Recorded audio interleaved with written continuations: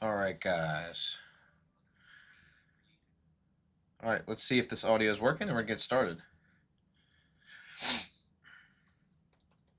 All right, we are good to go. How's everybody doing today? Welcome, welcome, welcome. Thank you guys for your patience. Just had a couple things I had to take care of before we hopped on the live stream here. So basically what we're going to be doing today is we're going to be designing a watch. All right. Now I happen to have this watch right here. So this isn't just like a picture of a watch I found online. I have the watch right here in front of me, so it'll be a lot easier for us to model this. The ultimate goal of this live stream will be about 2 hours long, is we're going to model this watch, we're going to texture this watch, and I'm going to try to put it in a cool render, like maybe with some rocks or some kind of atmosphere, some sort of environment. That's the main goal right now. One thing I will say, if you're ever doing modeling practice, is that having the real thing in front of you, always better. Always better if you can, especially if like you're working for a client and they can send you the product. Always do that. So I actually have a model. So the model you saw in the thumbnail, I've already practiced modeling this beforehand because I wanted to make sure that I was able to actually model it. Like I had the capabilities to model it. And I think that I do. And I think I'm going to show you guys some interesting techniques using some modifiers, some regular modeling with like primitives and things like that. And yeah, we're just going to hop right into it. But drop your name in the chat. Let me know how you guys are doing. We're going to kind of just hop right in, and my goal is to reach like the flow state where we're just kind of going, right? We're like non-stop. So let me get a drink of coffee and then we're gonna get started. All right, so again, with modeling, I always talk about this. What I like to do is I like to break down the object. I have several references here for like all the different pieces. I like to break it down into simple shapes first. The very first thing I can think of, you're probably thinking the same thing, is a cylinder, right? So we're going to start with a cylinder. I'm going to delete everything in my scene. I'm going to add in a cylinder. Now, when I add this cylinder in, you'll notice we have this little drop down right here. We want to specify the highest level of quality that we can because I'm going to make like a nice render out of this. So I really want this to be high quality. So for the vertices, I'll probably bump that up to like, I might do like 120. I feel like that's pretty good. And that'll give us like a super high quality cylinder for the central part. One other thing I will mention is that I actually went through and I cut out this shape right here, which was the middle of the watch. So we're going to be using that for the inside of the watch. We're not going to be designing those little intricacies because that's just going to take too long. We can do it in another live stream if you guys want, but we're not going to be doing that today. So we're going to be modeling like mainly the external part of the watch, all right? I'm going to go ahead and shrink myself down here as well. Perfect. Okay, so very first thing is this central cylinder. Pretty simple. Really, at the end of the day, it is just a cylinder, but I'm going to be modeling the inside because it's sort of like inset, so there's a few things we're going to do here. I'm not going to be going too much off like dimensions, but I'll probably pull an image reference in. So let me pull in this reference here. All right. Now you can just do that by clicking and dragging. I'm going to go to my top-down view. I'm going to scale this in a bit, try to match it the best that I can. Move this out of the way for a minute. Okay, let's see. All right, that looks relatively centered. I'm going to go ahead and turn the opacity down just a little bit. Go here to our image reference. Where's opacity at here? There we go, opacity. Turn that down just a little bit so we can kind of center it a little bit more.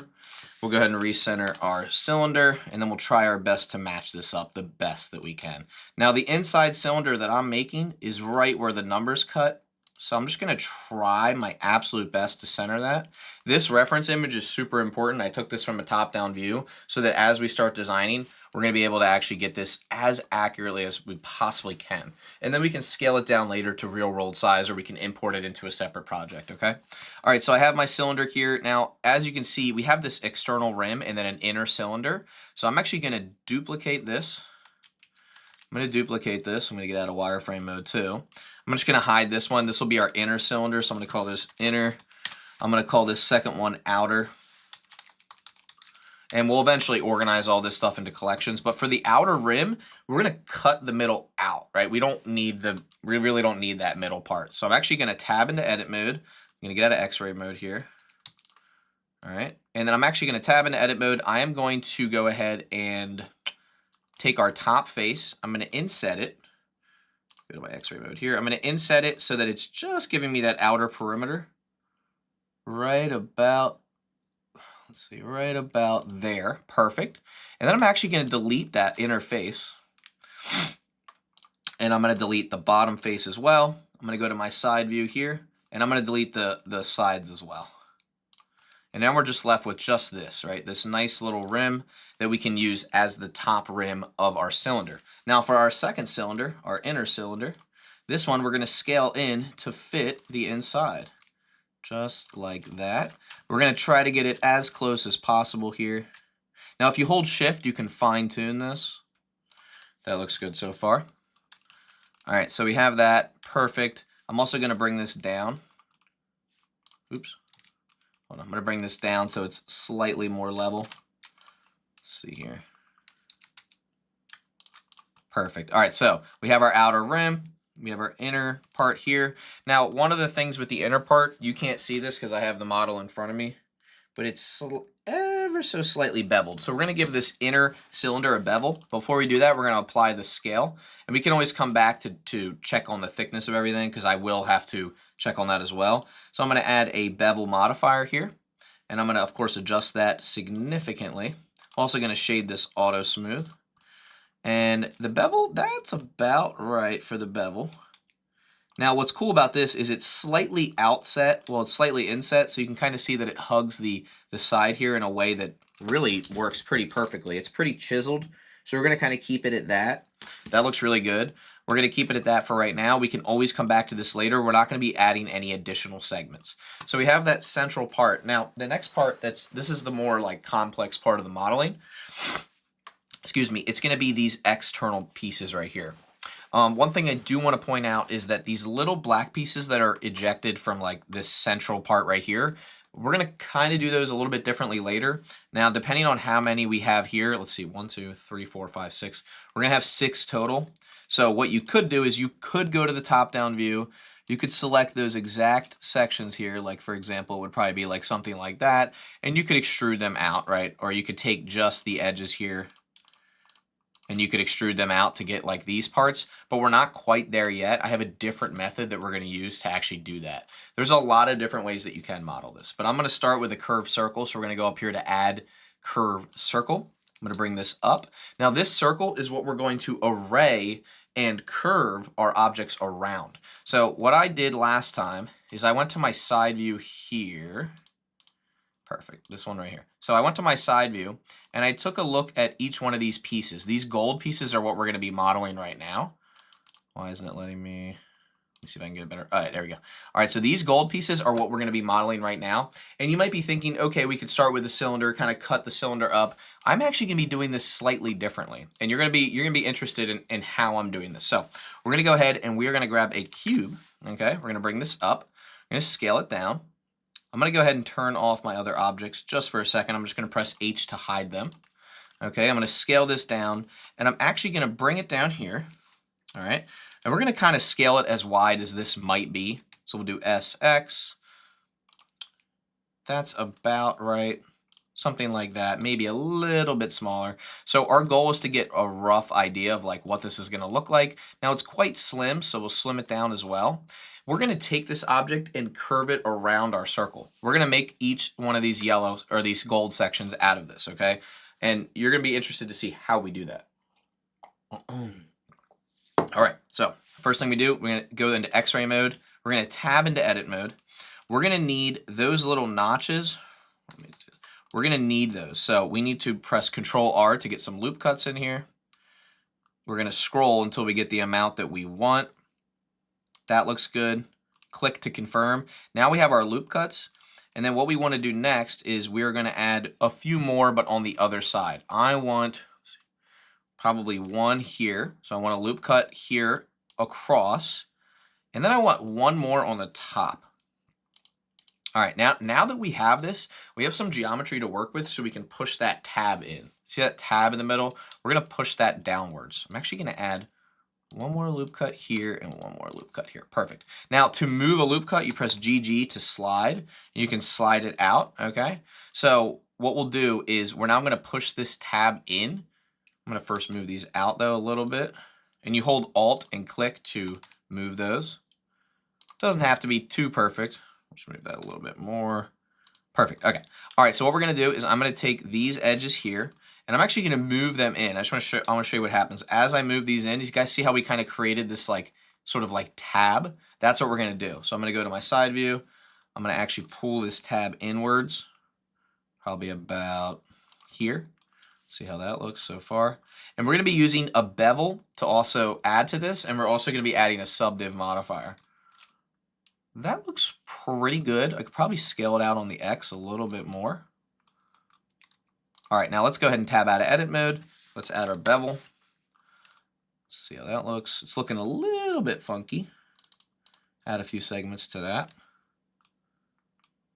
Let me push this in a little bit more. Perfect. All right, and then we're going to add a subdivision surface. We're going to shade that auto smooth. And that's kind of what I'm going for there. And when we curve this thing around, we can also adjust this later if we need to. When we curve this thing around, it's actually going to look really good, and I'll show you. And if the bevel's not quite enough, you can increase that. Let me apply this scale here. So right now you're going to see it looks really weird, and that's because we need a loop cut here. Perfect. And then if the bevel's still too much, you can reduce it just a little bit. Let's go back to our modifiers here. Why are we getting a weird? We're getting some weird stuff. Hold on one second. Just wants to be weird here. There we go. That's a little bit better. We'll bring this one in too. Okay. We're getting some weird stuff going on with our modifier. It's a little bit better. Hold on one second, guys. Why is this acting so strange? There we go. It's a little bit better. All right, I'll take that. That's fine. And then let's add our subdiv back. All right, now with our subdiv, we're going to also add a smooth modifier as well. So I want to smooth this out just a little bit, nothing too crazy. Sorry, am I missing any comments? Sorry about that, guys. Smooth modifier, we'll just do a repeat a few times here. I think I'll do 20.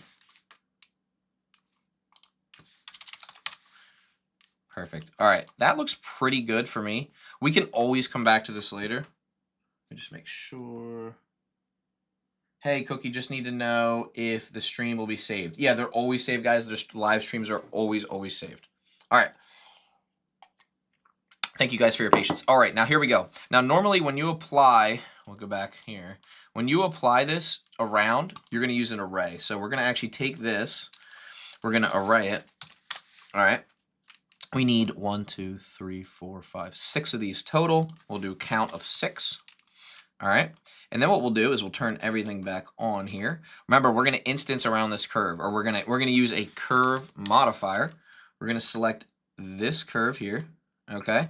And then what we need to do is we need to actually move these on the Y until they're going the direction that we want them. Now you'll see right now they're flipped the wrong way. So I'm going to press RZ180 to flip them. All right. I'm going to go to my top-down view, and then I'm just going to space them out until they look about right. That's pretty close. Let's do 1.20. Let's do 1.22. That looks pretty close to the real thing. So we're going to kind of go with that.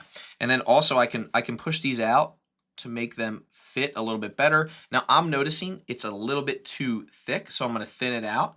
I'm going to press SY to thin it out just a little bit. That looks a little bit better. GY to bring them in. And then, of course, we're going to bring everything down to meet the top of this. Now we're getting something that's pretty good. So now we have the external part of the watch. This looks really good.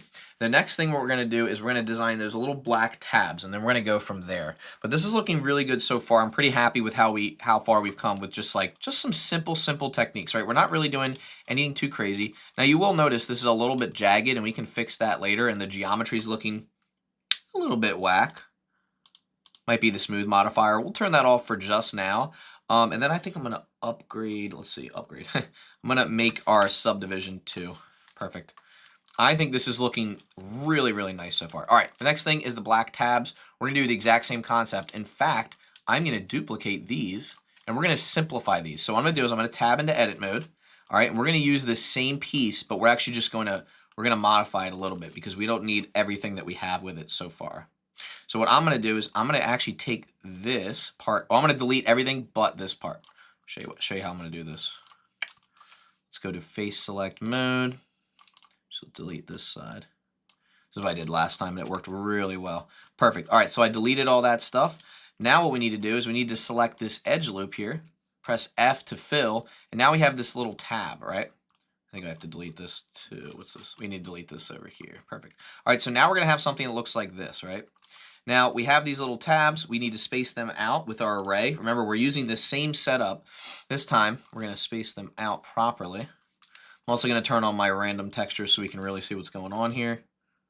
So I'm spacing them out. I'm also going to move them on the X because I need to line them up with one of these slots first. Perfect. And now we have these looking good. Bring them down into their proper spots. Now they're a little bit too wide. You'll see that there's a slight gap. So we're going to make sure we have that gap there. So I'm going to go ahead and press tab again. Press A to select everything. SX to squeeze those in a little bit. Maybe even a little bit more. Okay, perfect. And then they do have a bevel, but it's not as intense. So I'm going to knock this bevel down a little bit. Again, making sure that this is exactly where we want it. We're going to try our best. We're going to try our best to center it. And then once we have it centered, we need to adjust this offset until we're happy. Let's see, what is it? 6.00. We'll do 6.01. 6.02. That looks pretty good. It's not perfect, so we might have to adjust it just a little bit. In fact, I'm going to scale this down just a little bit more. Although I will tell you guys one thing. Applying scale is going to help you, and then you're really going to have to like fine-tune this like crazy. Yeah. Okay, let's get really close to this guy so we can try our best to center it. That looks pretty good. It's a little bit slightly offset on the other ones, but I'm going to let it fly for now because I want to get through to the next parts. So this is looking really good. We have our tabs. Now we kind of have to connect them to the center, right? They're kind of connected to this piece. There's a couple ways we can do this. I'm going to try first to make a Boolean out of this, but I want this thing to have some solidity. So I'm going to add a solidify modifier to this. Again, I'm going to press slash to narrow in on this piece real quick. It's a nice little shortcut for you. I'm going to add a solidify to this, give it some thickness. All right, and then I'm going to add a Boolean, okay? And this is going to be a union Boolean, and we're going to union it with these pieces, but these need to also be a little bit down. Let's try that. Let's see what we can get here. Really curious to see how this works out. Now for our outer rim, which one is that? Yep. So now we have something that looks like this. That's actually not too bad. I'm going to actually lower the bevel on the original piece because I want this to look really seamless. It looks a little bit better. And then I'm going to go to my side view, and I'm really going to lower this thing down. Hold on. Where's the inner rim? I'm going to lower this down a little bit. Okay. Now the reason this is going so slow is it's trying to update the Boolean as we go. This looks pretty good. That's really kind of what I was looking for. Now to get rid of this edge, there's a couple things we could do. We could smooth it out. We could remesh it. So I'm going to try that. I'm going to try remesh first. Remesh is going to probably slow it down a little bit. Now you'll notice it is working, right? It's all smoothed out now, but we actually want to click the smooth option, and then we want to click on remove disconnected. We want to uncheck that. And then for the octree depth, I'll try 7 to see where it gets us. That's really good. That was kind of what I was looking for here. And then after that, you can just smooth it out, and it should be good to go. This isn't perfect, so I'll bump it up 1 notch. Now, and then let's add our smooth modifier and see if that fixes things. Smooth, we'll do 10. That looks good. Shade smooth. Let's see if that works. We'll just shade regular smooth. And make sure smooth shading is checked. Otherwise, that won't work. Perfect. I'm pretty happy with that. I'm going to keep it at that. This is all one piece now. I'm thrilled with the result of that. Now, again, this watch, you probably can find this online. I have no idea what watch this is. So far, we've designed the inner part. We've designed the like black part, the gold part, the next thing we're going to do is we're going to design the like the part that runs off, this silver part here. This part right here. So this is the outer part. We're going to be building that from a cylinder. This part is going to be a little tough. This was one of the issues I ran into, was trying to design this, but I'm going to show you guys how I would approach it, and then we'll kind of go from there. All right, so very first thing I'm going to need is another cylinder. You know what, though? Before we do this, let's put this all in a collection. I'm going to call this collection Watch Face. Perfect. Okay, and then this is one of our cylinders. I'm going to duplicate this cylinder and check to see how many. Yep, should have enough geometry to work with. So this one we're going to work with for this outer part here, if everybody can see that. So we're going to work on these three little strands, like these like pieces that like kind of extrude out. And then we're going to work on this as a separate piece. And then we're going to combine them together like we did before. So very first thing I will do is try to match the width of everything, because this starts at about the width of the whole shape itself. Okay, perfect. All right, now there is a slight bevel, so I guess I'll keep that for now. I don't know the thickness yet. That looks kind of close to what it should be, so I'll just keep it like that for now. We can adjust it later. Very first thing I'm going to do is I am going to actually cut this thing in half, because I only need one half, and then we're going to mirror it to the other side. So I'm going to go here. I'm going to go to here. Delete. Oh, you know what? Hold on. Let me think about this for a second before I do this. Delete faces. No, I actually want to delete edges. That's fine. Okay, cool. And then I will go ahead and bridge the gap between these and these. Perfect. All right, now what we can do is we can go here. We can get rid of our bevel. We can do mirror, and we'll mirror it across the Y. And now we have this. Perfect. That's exactly what I was looking for. Now, in this instance, we're going to want to actually give this a solidify modifier that goes inward a little bit. And then we'll work our way externally as well. So actually, I'm going to get rid of this. Hold on. I'm going to get rid of the solidify modifier, actually. I'm going to do extrude and scale. Hold on. Move this up. Perfect. Okay, because I actually want this to be done in edit mode. I don't want the solidify modifier to mess with what we're actually doing.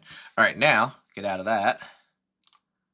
Perfect. All right, so now we have this, and we're going to be able to extrude each one of these individual faces to try to match our profile here. So for example, let's see what we have. 1, 2, 3. All right, so we have kind of like three main ones here. The middle one, we're going to go to our side view. I'm going to kind of select the middle sections here to see what we're working with.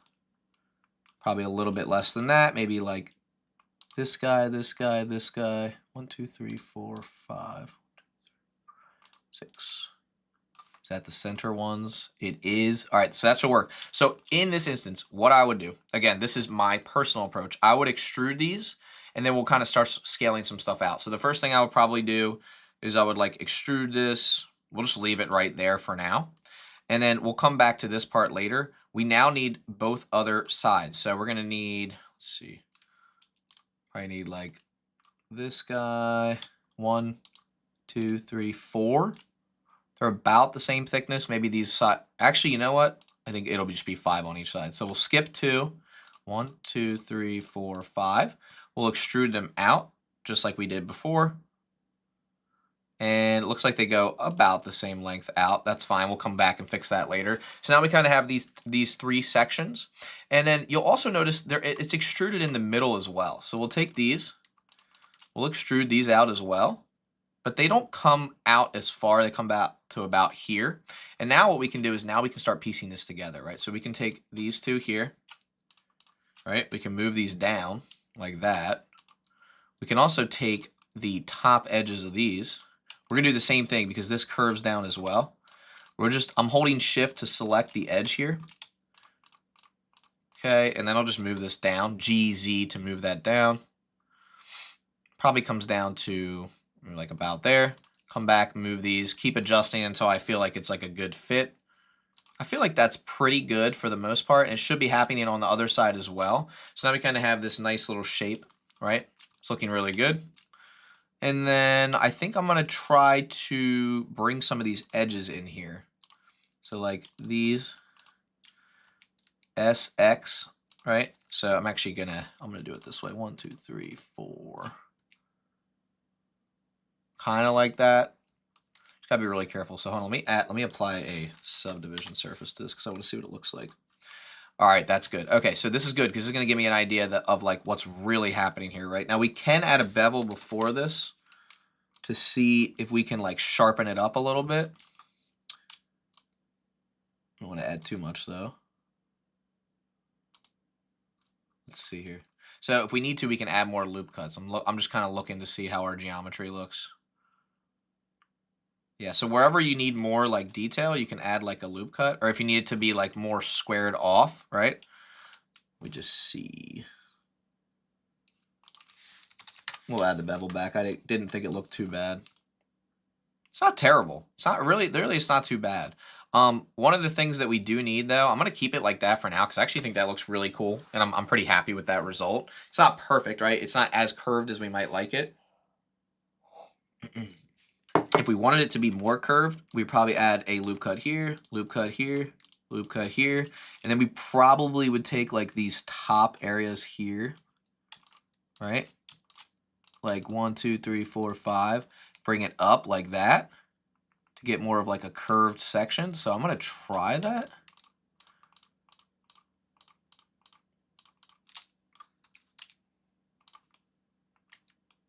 Actually not bad. Actually, I got the result I was kind of looking for there. All right, I'm pretty happy with this so far. The next thing I'm gonna do is I think I'm gonna add, we're getting some like weird geometry issues here. I know you guys probably hate the smooth modifier, but I actually think it might really do us a favor here. So I'm gonna do smooth. I'm gonna do a repeat of 20. That helped a lot. I actually really like what that did. Perfect. All right, now we're gonna add another cylinder. I'm gonna duplicate this cylinder again, and we're gonna design this kind of like external, like weird part here. Although come to think of it, I guess we could, no, I'm not gonna do that. We could potentially design it out of the original cylinder that we were using, but actually, you know what? I'm just gonna go ahead. Thanks for saying to give this guy a medal. I appreciate that. Much, much appreciated. The next thing I'm going to do is I'm going to do the same thing from before. We're going to get rid of this bevel. We're going to go into edit mode, x-ray mode, go to the side view and just delete the stuff we don't need. Okay. And again, same concept here. F to connect them. Mirror. We'll just mirror it on the Y. Perfect. All right, now what we need to do is we need to get this part that like jets out from the side. So this part right here, we just think this through before we do it. So I want to make sure I give you guys the best possible way to do this. One thing I will say is that we're probably going to be using a solidify modifier. Now, if you notice, we really don't need anything over here. So I'm actually going to delete some of that. You know what I'm going to do? I'm going to delete everything over here. I'm going to duplicate it on the X. Perfect. Delete these two. 1, 2. We don't need those. Perfect. All right. So what's cool about this is now that we have this, it's happening everywhere, right? So if we like take this and break it apart, it's happening on all 4 sections because it's mirrored. So now what I can do is I can go to my top-down view.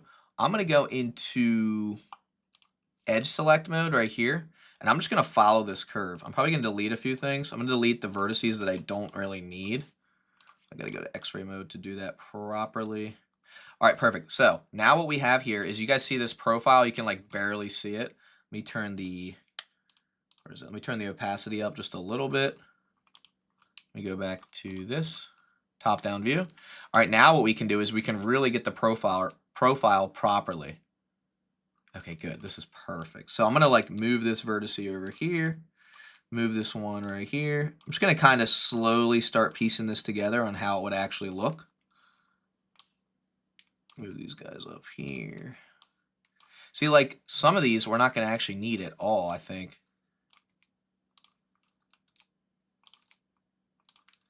Let me just see what this looks like so far.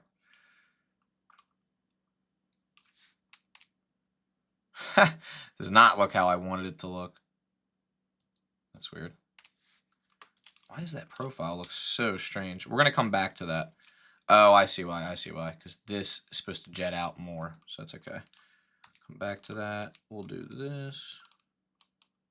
We're selecting both the top and the side vertices when we do this.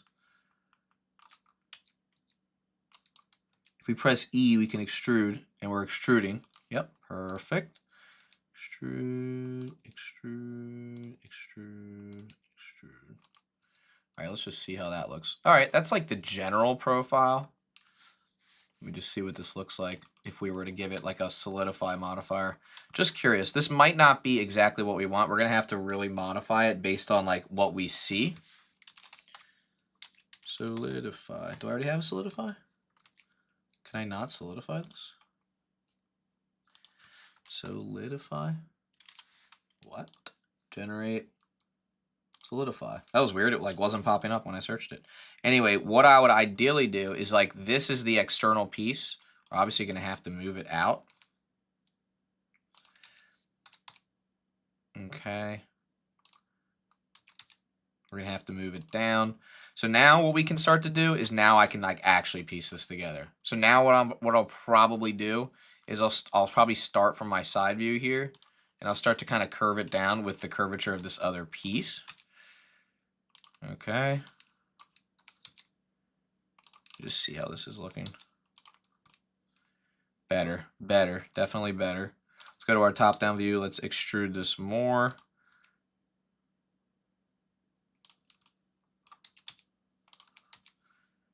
Okay. We're getting some weird geometry here because of the solidify. Just see.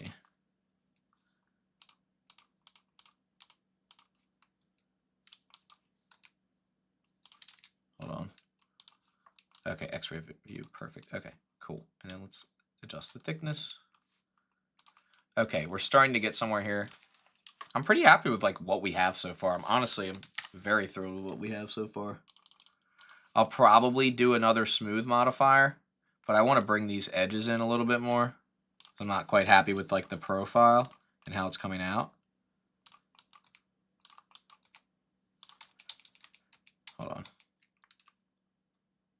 Why did I for some reason I followed the profile and it doesn't look how it looks totally different in real life. Like actually looking at it in real life, it's so much more like curved inwards. I'm looking at it right now. But then it does kind of straighten out a little bit. It's kind of like this, and it kind of goes like that. Let's see what that looks like. That's a little bit better, but then it kind of flattens out here. So like this should be brought in on the X. Should be brought in on the X.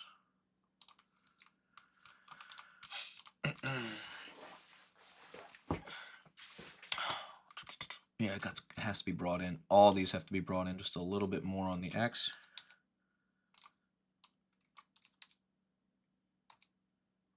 This one, GX.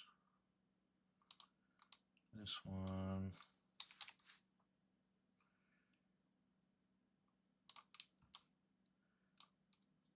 Why is this so curved?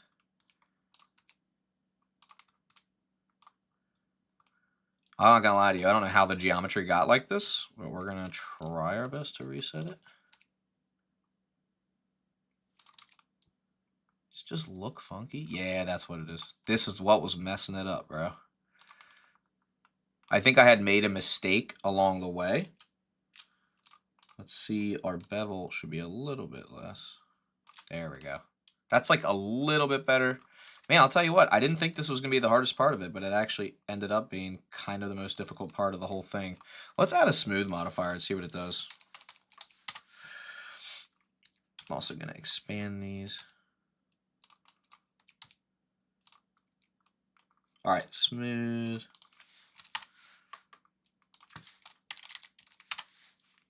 I actually don't love what that just did. I can't even see this part in here.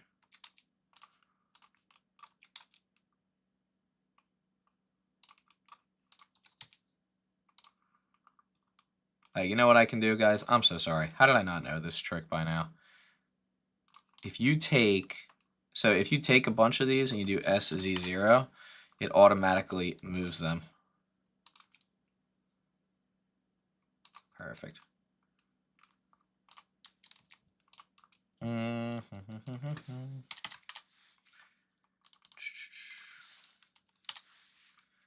this is tough. This part is tough. This part's kind of irritating me, actually. Hello, brother. I have a question. Do you have a class? Where can I learn? Yeah, we do. Guys, it's actually a great time to shout out CG Cookie Core. Real quick, I'll shout it out. These are the classes you want to take if you're interested. We'll take a brief intermission and we'll come back. Also, I will say, sometimes it's better to come back with a fresh mind. So this will take 1 minute, just a quick promo for CG Cookie's Core Fundamentals of Blender. If you're really interested in learning about modeling and you want to learn from someone who actually knows what they're doing, I do kind of, but if this guy really is your guy, Jonathan Lampel, he is by far one of the best modeling technicians you will ever meet. He will teach you the absolute fundamentals up to some advanced modeling techniques. And then Kent is also great at modeling, but in this case, he's teaching sculpting. Definitely check this out, cgcookie.com/core. I'll go ahead and drop the link down below. Perfect. Again, I can't express to you guys how valuable these courses are. We have Jesse Kaizen with lighting, and then we have Iwa with not one, but two amazing courses here, materials and shading and texturing. We have Phil with animation. We have Wayne Dixon with rigging, and actually, believe it or not, my specialty is physics, so I teach physics in this course specifically. And then we have compositing with Sean Kennedy. So there's some amazing things that you're going to be learning. Yeah, if you want to talk about modeling, though, this is your guy right here. So I had to shout that out real quick. Definitely check that out. Yeah, let's get a sip of coffee and head right back to it. And I will be shouting out a few more things that can definitely help you unlock the core of Blender. Not just the core fundamentals, but everything offered on CG Cookie is going to be high-quality education when it comes to Blender. Ooh. That's from my last live stream right here. Procedural rope, actually. Let's see what they did. Oh, man, they made me a little article. This is so cool. So cool. Hey, that's me. Nice. I almost forgot about this one for a minute. Oh, this one was fun. We made a Pokemon card in that one. I mean, this was one of our final renders. Came out really good.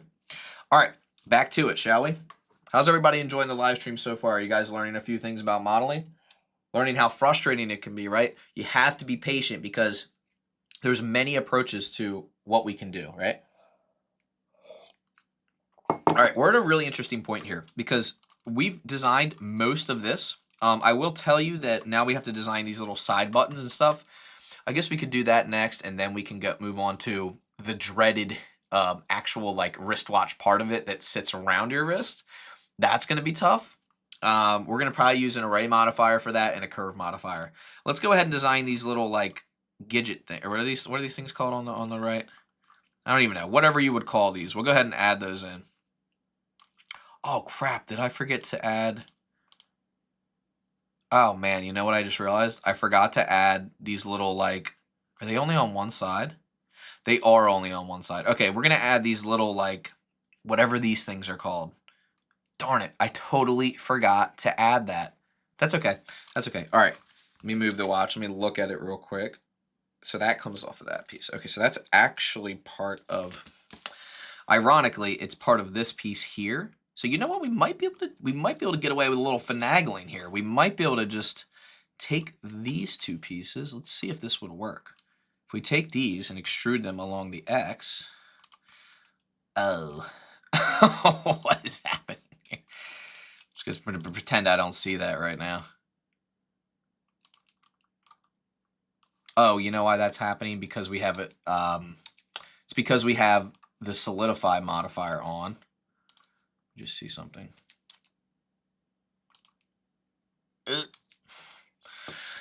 Oh my gosh, how can we get around this? How can we get around this? Okay, what we could do is here's what we'll do. We'll save this as external. Hold on. I'll save this as external. Nope. External rim backup. Okay.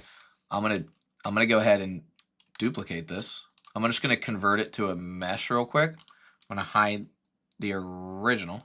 Bring this back down. Yep, and then we'll just use the geometry that we have. Perfect. I'm gonna go ahead and grab, how many pieces do I need? Probably like these. I want to say maybe these pieces here. Or actually, it might just be these pieces here that we can utilize. Now we need more. We'll do boom, boom, boom, boom. Let's see. That might just line up just perfectly. We'll extrude that out. Oh, we don't need as much as I thought. Extrude that out. Oh, we kind of do need these. 1, 2, 3, 4, 5, 6, 7, 8. Oh, I didn't realize those were tucked away back there. Let me do this. Okay, now we have a loop cut so we can select less. All right, now we'll extrude it out. Perfect. And then we'll take these top parts here. Why does the geometry look so wackadoodle? We'll take a look at that in a second. Oh. Oh. What is happening here? Well, when all else fails. Hold on. God, that is... Oh, God. Oh, my God. That's a little bit better. What happened to our geometry here in the middle?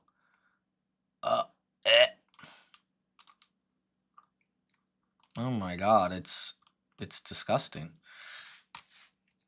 Let's do this. Let's go here.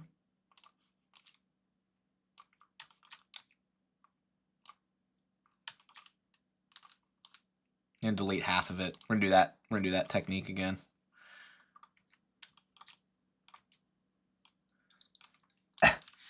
Hold up, be right back. Throwing up.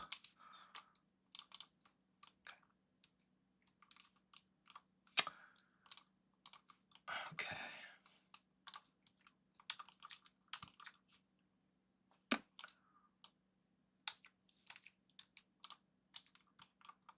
There we go.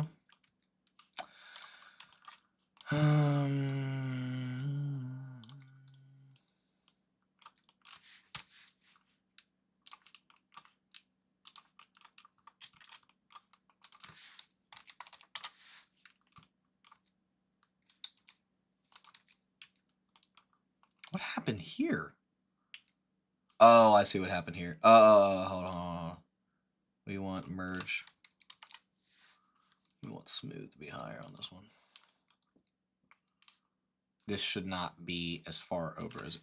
My God, you know what's funny? I didn't think we were going to find more problems, but we did. But we did, ladies and gentlemen. It's okay. We're going to fix it. Delete edges. Delete edges.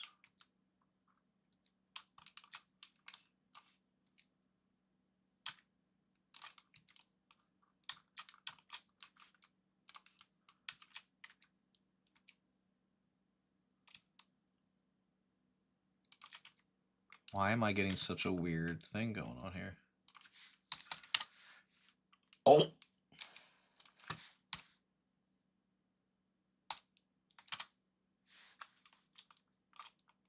Was that what we originally had? 0.01? It looks better than it did before. Hold on. 0.1. That's fine, because we're going to cover that up anyway. God, what happened? What happened, guys? You know what? We're going back. I'm not pleased. I'm not pleased. We're going back. We're going to take this, and we are just going to figure a few things out. I think I'm going to do... You know what I'm going to do on this one? I'm going to do a decimate modifier. Let's see if that'll help. Okay, let's collapse. Let's do 0.2. Or I guess we could do am I tempted to do remesh? I abandoned the project at this point. Oh, my laptop's about to die. Sorry guys, I missed a question. Hold on 1 second. We're gonna take another brief intermission. Can you tell us how to create the video like Zach D films in Blender? I mean, yeah, you'd have to tell me like which one specifically you were like trying to like look at and duplicate, like I guess try to make your own version of.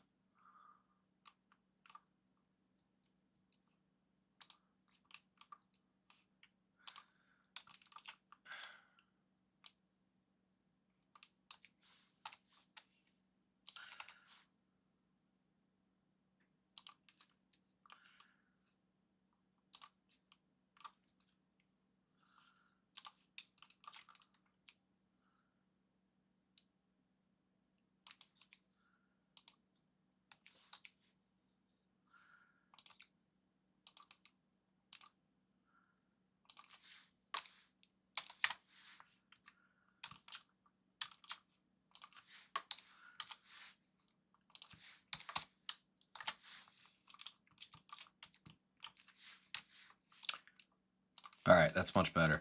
Also, if I ever go silent like that, I apologize. One, and two, it's because I'm so locked in that I'm trying to figure out like the solution to a problem.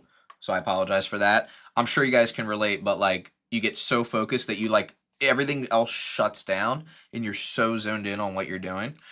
Anyway, did not think it was going to take us this long, but here we are. All right, so I feel like we're in a good spot. Now I just need to figure out, okay, do I want to move this here? I think I do. I'm gonna move it a little bit, figure out where that is. Okay, and then this guy.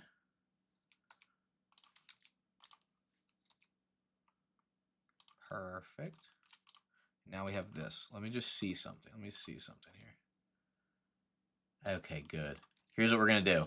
We are going to right click. Hold on. We're going to, I wonder if I can duplicate this. Oh, that's better.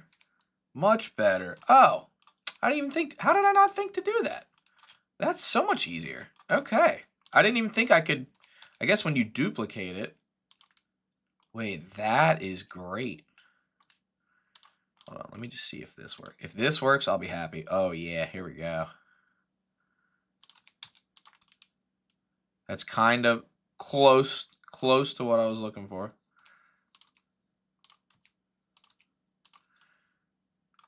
I might just take that. Let me just, I wonder if I, oh.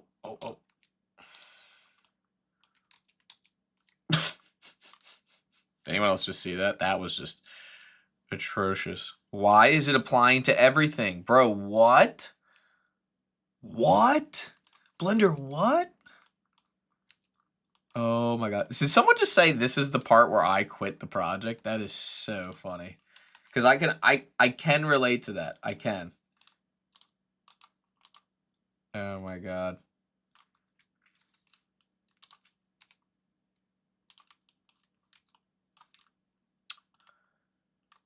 I could also just separate this selection. I might just go with this for now. Because I want to get down to the... We can come back to this later. You know how many times I've said we can come back to this later? Alright, let's do this part here. This is pretty simple. This is going to be a couple cylinders. Not a cycloid, no. Cylinder. Perfect. And for this one, we don't even need it to be like this many vertices. It can be like, I don't know, 50. All right, I'm going to design it first, and then we'll add it on to the left of whatever this is. Scale it down. All right, so this one's going to be interesting because I think I can design this all as one piece. I'm going to tab into edit mode. I'm going to take our top face, inset it again, bring this down, inset it again, and then I'm just going to extrude this up.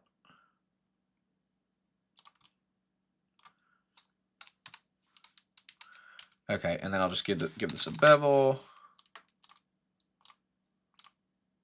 Didn't mean to apply the rotation. We'll go ahead and apply the scale, and then we'll fix the bevel. Bro, Blender's not on my side today.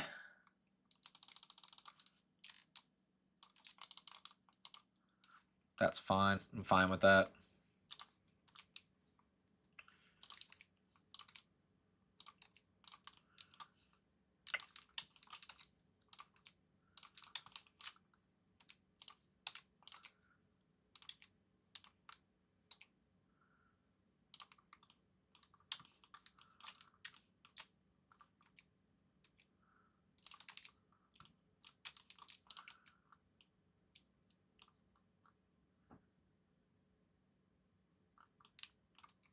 This tells me that maybe my proportions for this thing are off.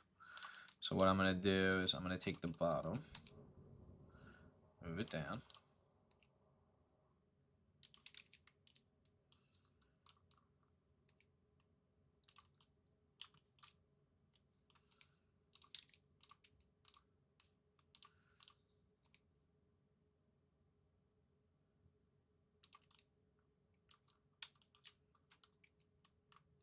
Starting to look okay. I don't know. I'm not entirely pleased with this thing. Why is it that... Did I just not do this properly? This part here?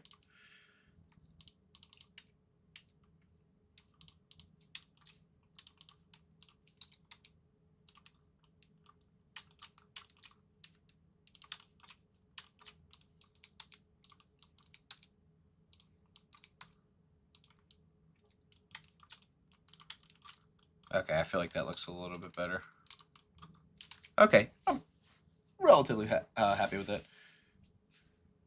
Did I take part in the modeling of the front loader for this channel? No. Hi. I know. I might have to make a series on that. I know. I know. Definitely. All right. What's this other side look like? Does it have the same button? It does have the same button. So we'll go ahead and do mirror. No, not keyframe. Mirror. We'll mirror it across the y-axis, and then we'll just choose. I'll just choose this. Okay, perfect. And then we need the center one. I'm actually going to duplicate this again. Get rid of the mirror modifier. Okay. I'm going to put it right here. Scale it up. Is this one scaled? Let me look in person. Yeah, it's slightly wider. Nothing too crazy, but it is slightly wider than the rest. I'll center it on the Z, or on the Y. Perfect.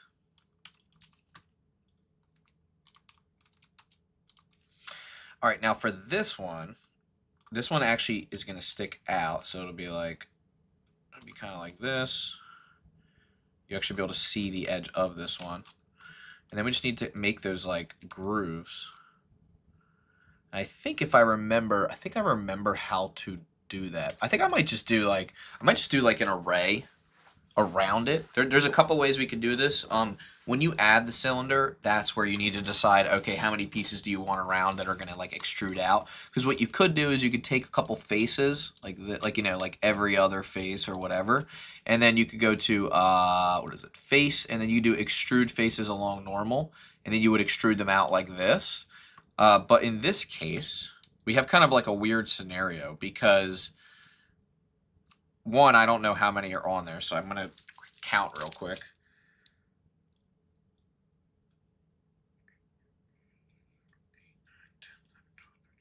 I think there's 14. So there's 14 total. So I think I'm just going to add a cube and array it around this thing. But before I do that, let me get rid of the bevel. And I'm going to do my own bevel on this. I'll just do it on the center here.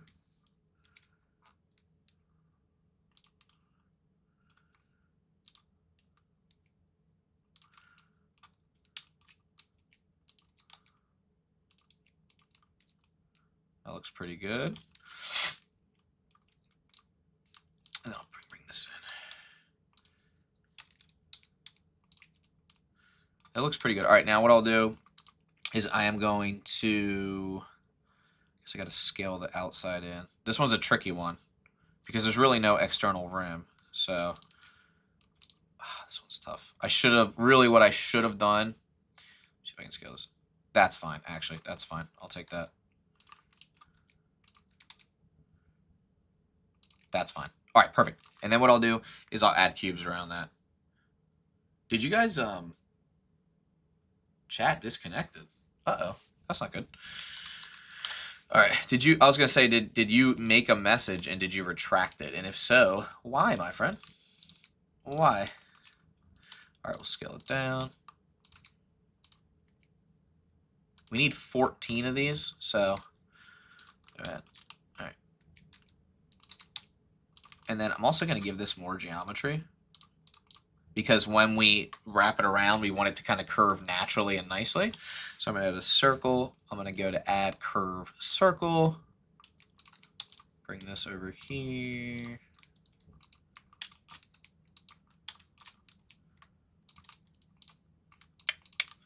Go to my side view, scale it down, scale it up a little bit.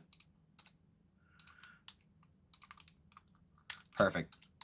And then what I'll do is I'll do an array. We'll do 14 of these because that's how many we need. We'll space it out a little bit here. And we'll just do a curve. Follow this curve here. And we want it to follow the, is that it? Hold on. Yeah, that's what we want to follow. GY. No, GZ. Why is it being weird? Let's do the negative Y. There we go. All right, perfect. All right, and then object apply all transforms. Perfect. And then if we move it along the X or the Y, we can kind of decide, let's see what's going to happen with it. Perfect.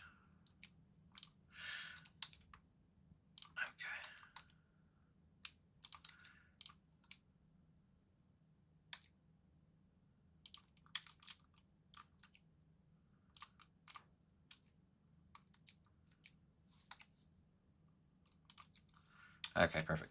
All right, let's see how that looks. Yeah, it looks pretty good. All right, I'm pretty happy with that. And then we'll just go ahead and scale it. Well, I'm going to go ahead and I'm going to add a bevel to this. I'm going to bevel these guys just a little bit. Okay, that looks fine. You know what? I actually want a hard bevel. So I feel like that's kind of... Do they have a hard bevel? Yeah, they do kind of have a hard bevel. Or we could do, alternatively, is get rid of this bevel, tab into edit mode. And we could actually give it our own bevel or a bevel weight. See, the top kind of looks like these side pieces here. 2, 3, 4. Kind of go back like this. Yep. And then the rest has like a natural bevel to it. RZ 180. There we go. It's all the way out here. That's fine. We'll bring it back.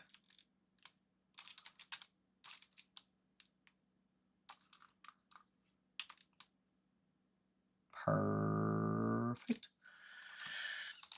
We'll add a small bevel to that.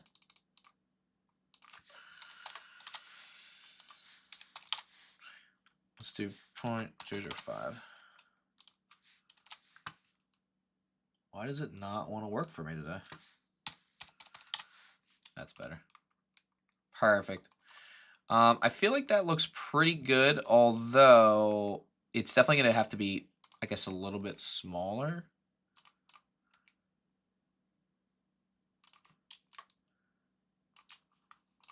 I'm pretty happy with that. Let me scale it down a little bit. I'm going to convert it to a mesh because I'm pretty happy with where it is right now. I'm also going to set the origin to geometry so that when I scale, I can properly do this. Perfect. All right, I'm happy with that for now. We'll come back to all this later anyway. There's a lot of other things we're going to actually end up having to do. But I'm pretty happy. Like, if we hide this, I'm pretty happy with how far we've come so far. Now we're going to do the part that I've been, not going to lie, been kind of dreading a little bit. This is going to be this part right here. So this part is the, the part that actually wraps around, your wrist, right? This is, I guess, the wristband, if you will. So I'm going to really analyze this for a second.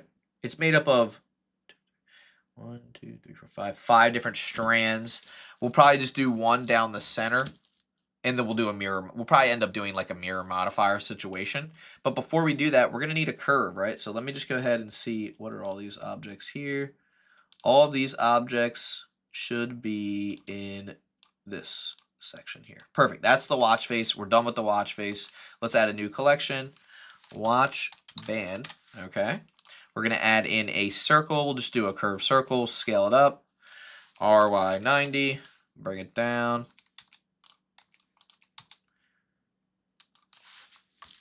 Just look. Yeah, it looks about right. All right, cool. And then I guess we do have this like clasp at the end that I kind of forgot to take a picture of. You guys see that? The actual clasp itself. I guess we'll design that too. Or maybe we'll save that for the last part. How long have you been streaming for? It does not say. About an hour. Okay, perfect. This is perfect. All right, let's do this. Let's go ahead and add in a... I feel like, honestly, guys, I feel like we can get away with a plane here. Because if we do a plane... Yeah, I think we can get away with a plane here. Let me drag this image reference in real quick. Where is that image reference? There it is. Did that go in there? Maybe it went on the wrong area. Hold on. Sometimes when you have another collection selected, bro, where's my all right, whatever. We'll do it the old-fashioned way. Add image reference. Perfect. And we'll go ahead and rotate that. Perfect. All right, this is actually perfect because now what we can do is we can take this, right? Scale it down. RX90. And we can just go in here, scale this. All right, and we can come back and scale everything down later. Now we can actually like literally, like this is, you guys are gonna love this. This is gonna be great. We can go here, right? We can be like, oh, you know what? We need, so I'll mirror that. We need one right here. And then we need this guy right here. I bet you we can make it work with just that. All right, so first thing we'll do, we'll give it a solidify modifier, give it some thickness. Let me look at the thickness real quick. That's probably about right. Now, I will tell you one thing though. It does have a really specific like profile to it. We'll give it a bevel. All right. Give it a bevel.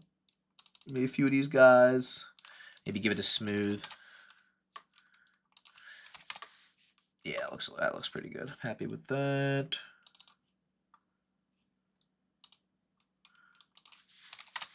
And then if we really want to just quickly piece this thing together, we can give this a remesh with smooth.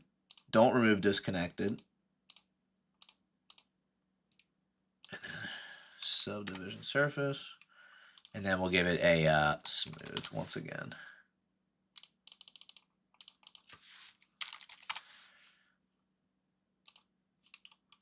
And then we can come in here and adjust it. I feel like that looks pretty good. Now let's see if the mirror modifier works properly here. If we put these over here,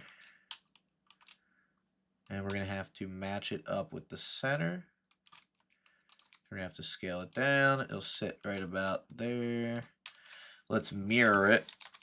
But first we're going to mirror it all the way up here. We'll do it along the X. We'll just choose the circle. That's fine. Bring this in on the Y.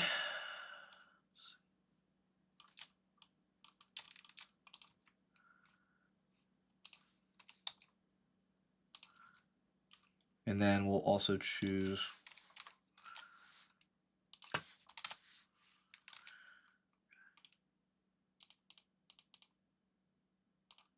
I want to start with this, actually. I changed my mind. All right, let's do an array. Let's do an array on the Y. Let's adjust it. Let's do a curve. Let's select our outer curve. Let's choose Y, or not Y, I guess X, negative X. Object, apply, rotation, negative Y.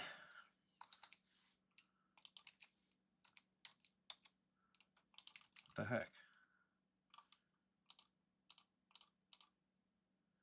It's being a little bit funky right now.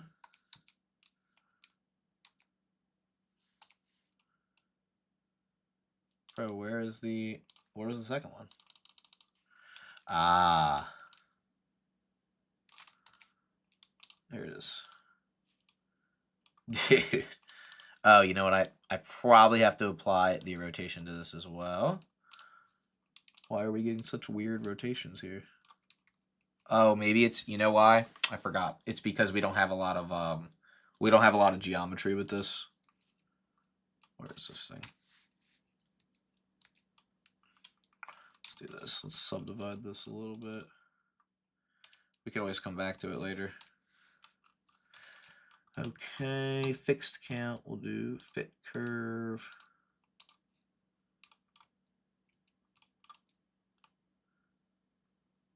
Why is this thing, bro, am I tripping or is this thing acting mad weird right now? Object apply all transforms, that's fine. Object apply all, object apply all transforms. Okay, good. Now we're getting somewhere. Okay, here we go. Z. Dude, like, what is happening?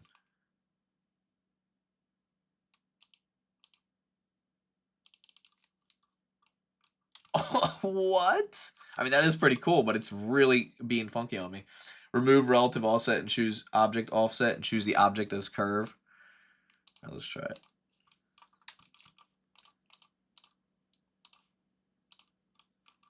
Oh, object as curve. Yes, yes. Good call. Why is this being so wackadoodle right now? You know what's funny about this, though? There's a couple of things. You could technically use geometry nodes for this. I don't know why this is giving me such a hard time right now.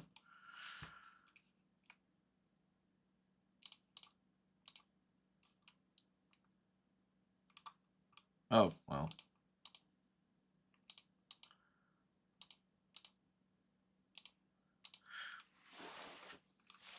Bro, what?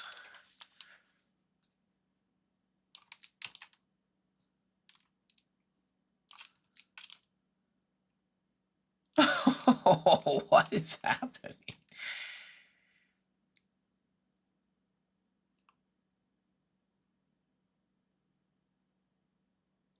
I mean, more or less, that's kind of what I'm looking for, but then it's just being... Why is it being so funky about it?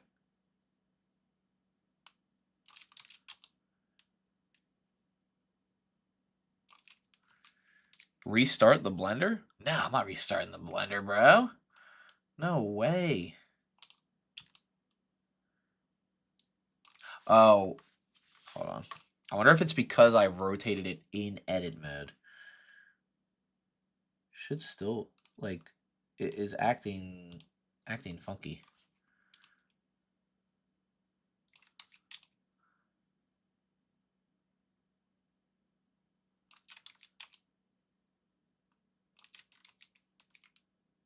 Oh, God. Hold on. You know what it is? I gotta get a drink of water. That's what it is.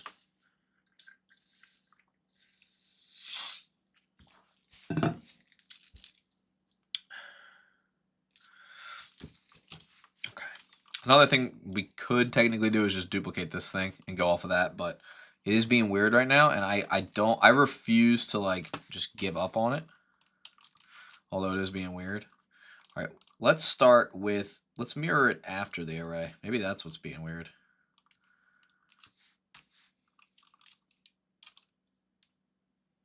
Is that it?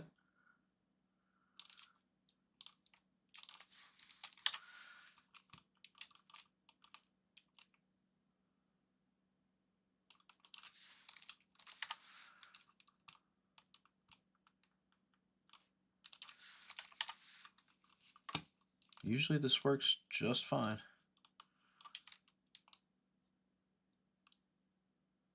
That's kind of what I'm looking for. This needs to be like...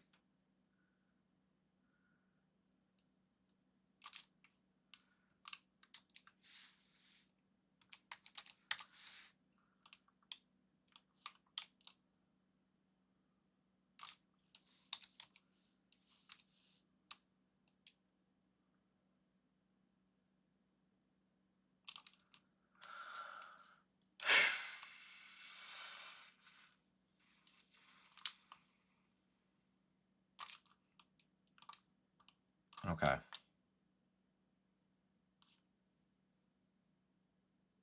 Oh, I think maybe it's the origin. Why is the origin over here? The origin should be... Where should the origin be?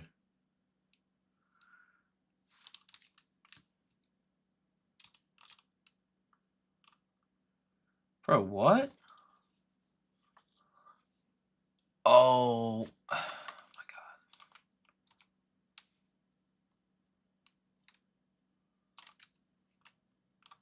No, hold on. I want to start from here because I actually feel like we were getting somewhere with this one.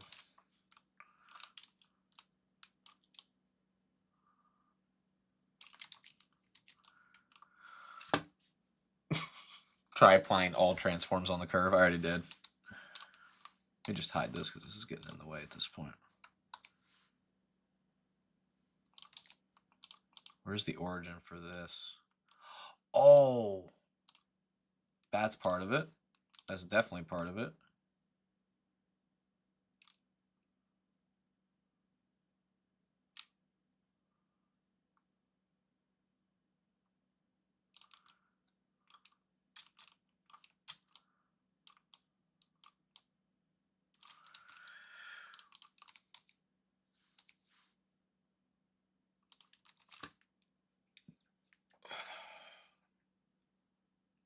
You know what's funny about this? Just gonna take a brief pause on this before I throw my keyboard against the wall.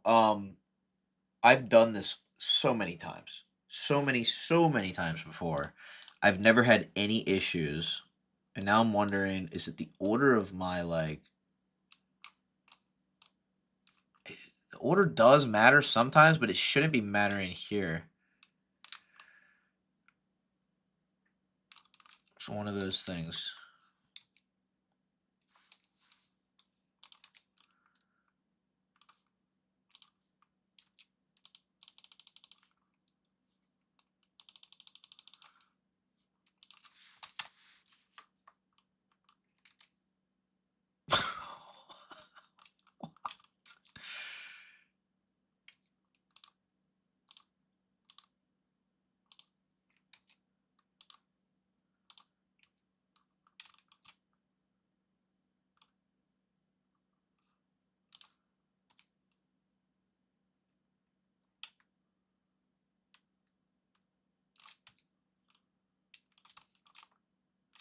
Bro, why am I getting the Fibonacci sequence here? What is happening?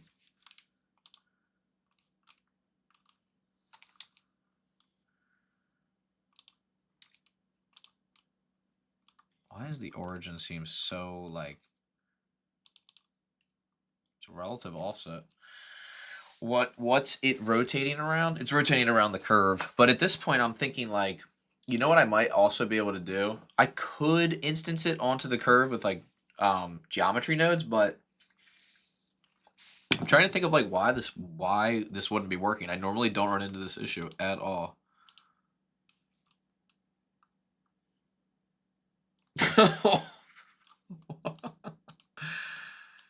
The funny thing is, I guarantee you there's an easy fix for this. I could be sitting here all day trying to mess with this. So a lot of the times, like when I've ran into this issue, it's because I didn't apply the scale. I didn't apply. I guess I didn't apply the scale, did I? No, I guess I did apply the scale. Didn't apply the like object apply rotation.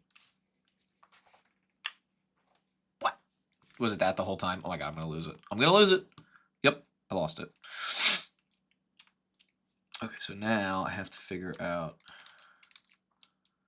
Okay, there we go. Oh my gosh. All right, that's promising.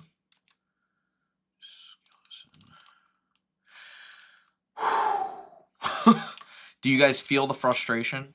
The level of frustration has never, ever, ever been higher.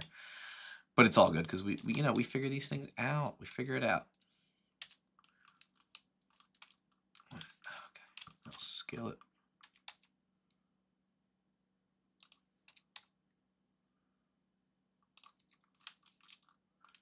All right, now we're getting somewhere here.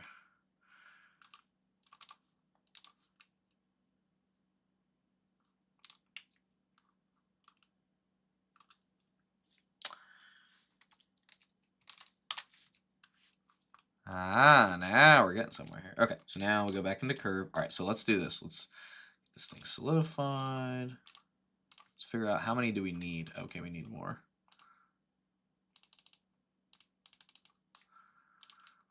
It's okay. Don't freak out, everybody. We're good. Just gotta move it along axis here. That might actually do it.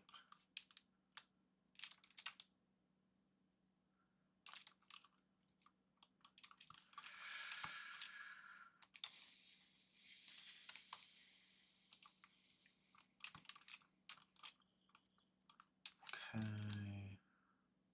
We'll come back to like how perfect or imperfect it is. Because it's not perfect. I realize that. I realize that. We're gonna fix it. See something.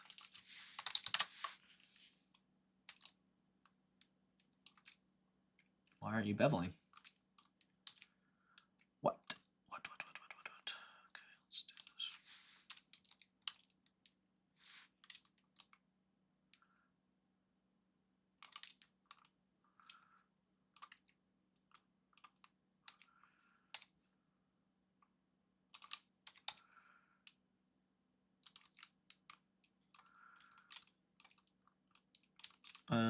Okay. Oh, because It's not beveling because there's too much geometry and it's preventing a bevel. That's probably why. There we go. Okay. It's a little bit better. Weird clipping error from the mirroring. That better? Okay, getting somewhere here. Now, if we tab into edit mode, we can individually scale these up a little bit.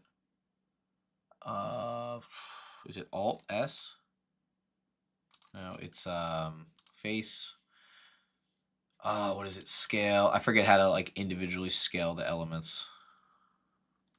Okay, we'll come back to it. At least we're like somewhere. At least we're better than we were before, because I was a little upset that we couldn't kind of get to like where we were trying to go. RZ 180. There we go. Better. Okay, we're already getting somewhere here.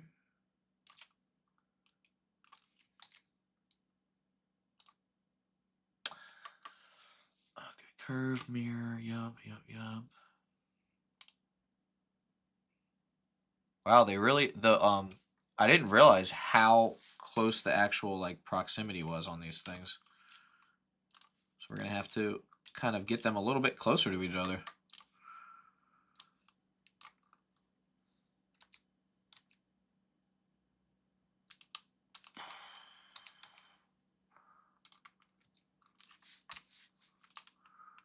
That's a little bit better. Wow, the subdiv really does kind of like take away from that I guess that closeness. Let's try smooth. Whoopsies. All right, let's try bevel and then subdiv. But for the bevel, we'll do 0.02.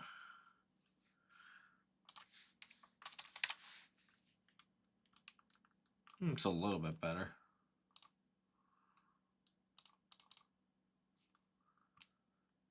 Why am I what? Okay, you know what? We're gonna stick with this for now, and we're gonna kind of set up a render because I'm gonna lose my mind with this stupid thing. Okay. Overall, I'm not like upset with the result, but I do wish I wish it wasn't such a pain. This part, I will say, was more of a pain than I had anticipated. Ugh. Okay, so let me see. I'll just scale this out on the X a little bit. And then I guess I could bevel it.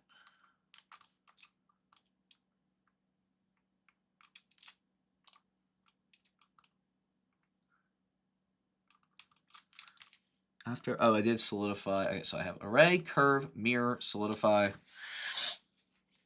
You should retract your comment. Oh, I'm sorry. You don't you don't need to retract your comment.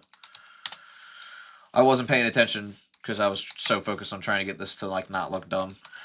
Okay.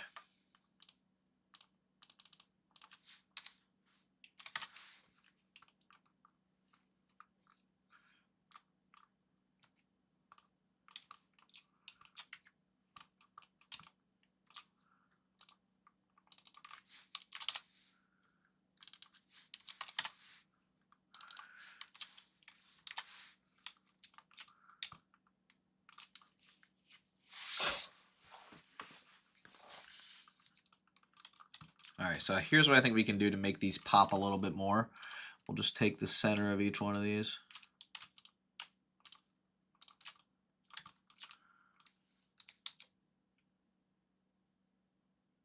We'll do proportional editing. And we'll do it down to... It's too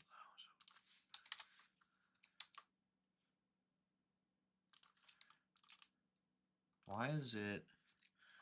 Oh, it's because it's not per object, that's why. Okay, that's okay. We'll do it this way then.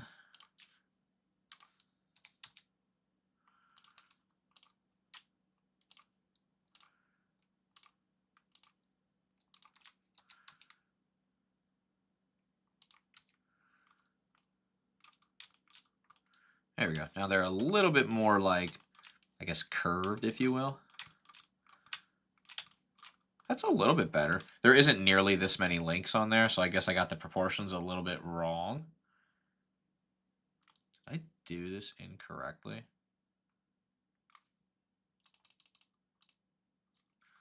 All right. I'm pretty happy with that. Let's take a brief pause. Let's take a brief pause. Let's try to get some materials on this and maybe like something interesting before I actually like lose my mind on this stupid thing. All right. I do think I'm pretty happy with this. You can use your scroll wheel. Oh, that's pretty cool. See, I didn't know that.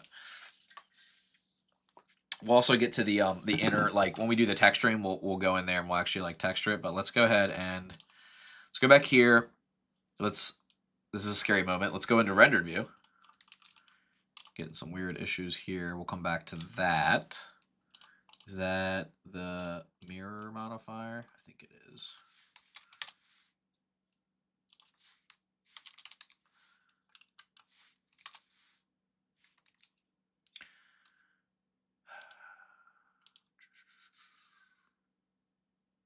I guess we could remesh it, but that's a dangerous game to play with a model this complicated.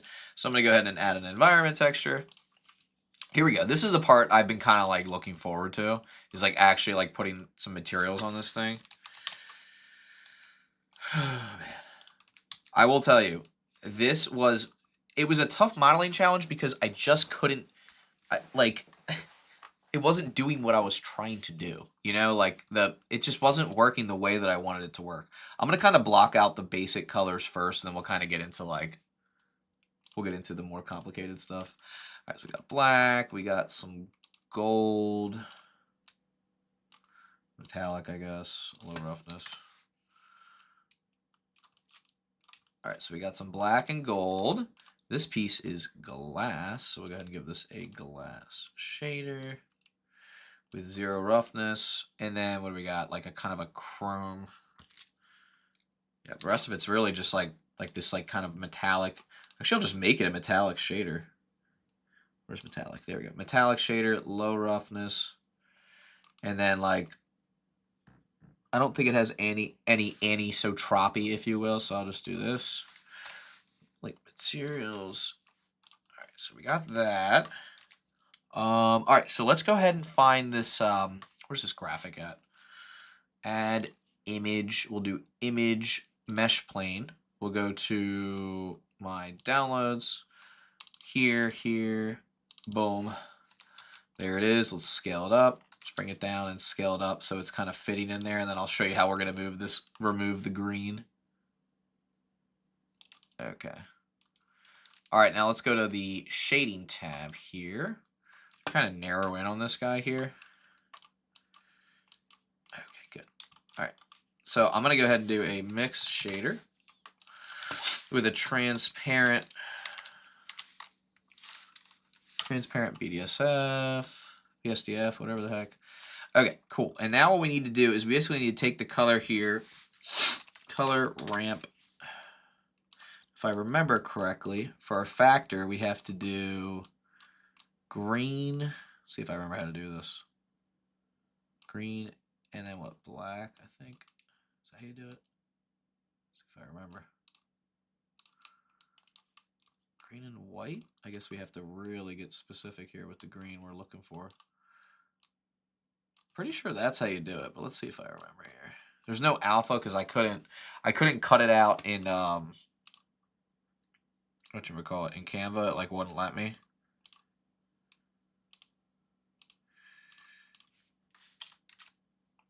Oops. Nope. There we go. Okay, and then we'll do white. I guess. No, hold on, let me see something.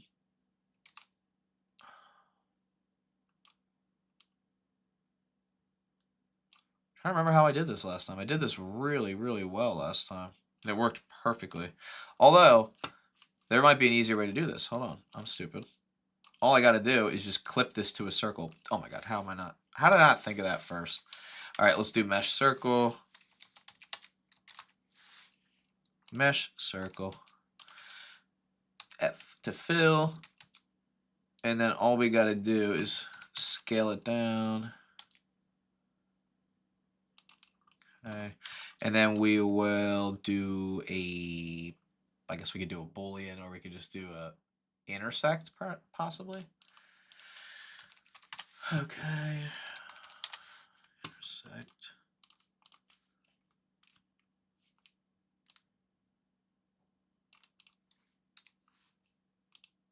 Oh, sorry. It should be the opposite way. I'm stupid. It should be no Boolean on this. This one is the Boolean. Boolean. And then for this guy, we'll adjust the thickness. Boolean for this, we'll do intersect with this. There we go. Ha! I don't know how I didn't think of that before. All right, good. So where's our circle? These two, we'll kind of move these together. Oops, wrong circle. Is it this guy? Oh my God, where's the other? Oh, it's called Why is it called intergraphic? All right.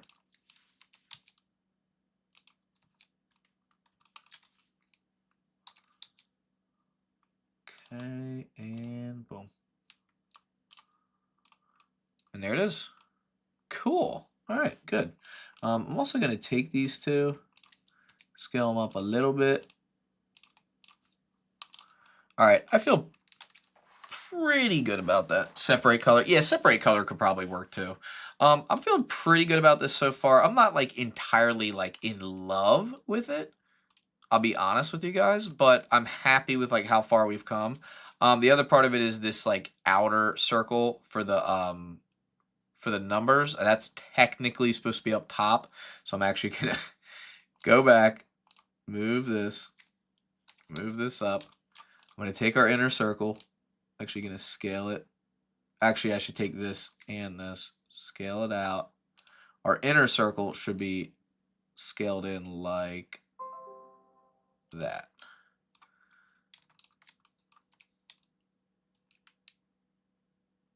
And I'm actually going to duplicate it because we're going to need it again.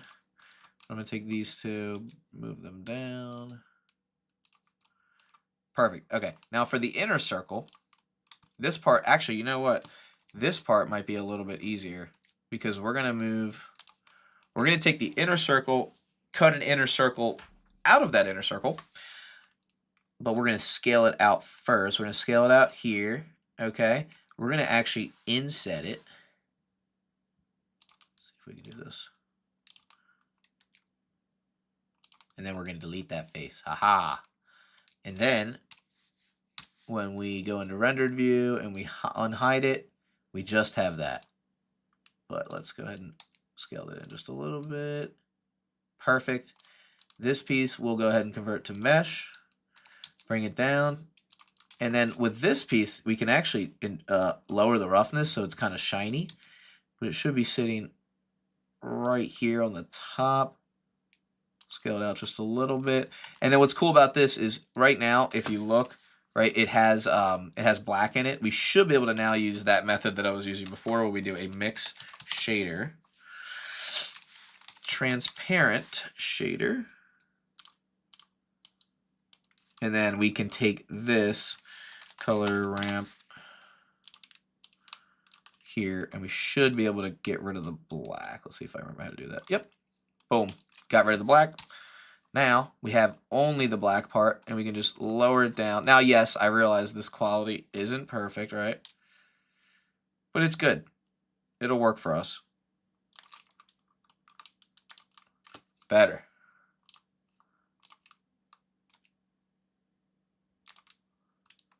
Then we have to hide.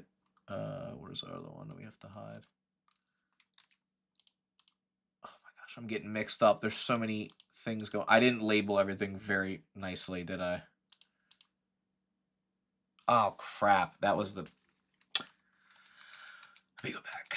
I forgot to remove the material. I forgot to duplicate the material, so now it got rid of the inside watch. So let's duplicate this material. Now we can do that. Perfect. And then for the inside of the watch, we just want that. There we go. Okay, good. Again, lessons learned. We learn, right? All right. Change your map, your texture clip instead of repeat. Ooh, that's a good idea too. We could do that. But I actually think I'm pretty happy with what we have right now. All right, so we have, I'm not going to do the watch clasp because I want to get to like rendering this out and making this look kind of fun and interesting. One thing I will say with the inner part where the like inner watch face is we could technically give it like a little bit of bump. Like we could give it, what do you call it? Like not displacement, but which one is it? Is it this one? Let me just see something. Like we could go in here and we technically could go here and just do like bump, plug it into the normal. Let me just see if this will work or not. Plug this into the height. And now it has like, you guys see how it has like some kind of depth to it? I don't want it to be too much, but has like some kind of like a little bit of depth to it, some interest. This just like brings the level of interest up.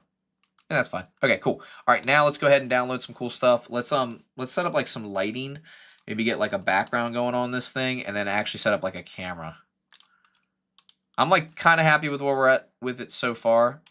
We're gonna now just kind of start piecing together like some sort of scene with it. Camera. I think I'll probably just do a regular perspective. We'll do 1920 by 1080, you know, nice YouTube format. And then we'll do for the, let's see, for this, we'll just do like 100mm lens. Back this thing up like crazy. Okay. Perfect. All right, good.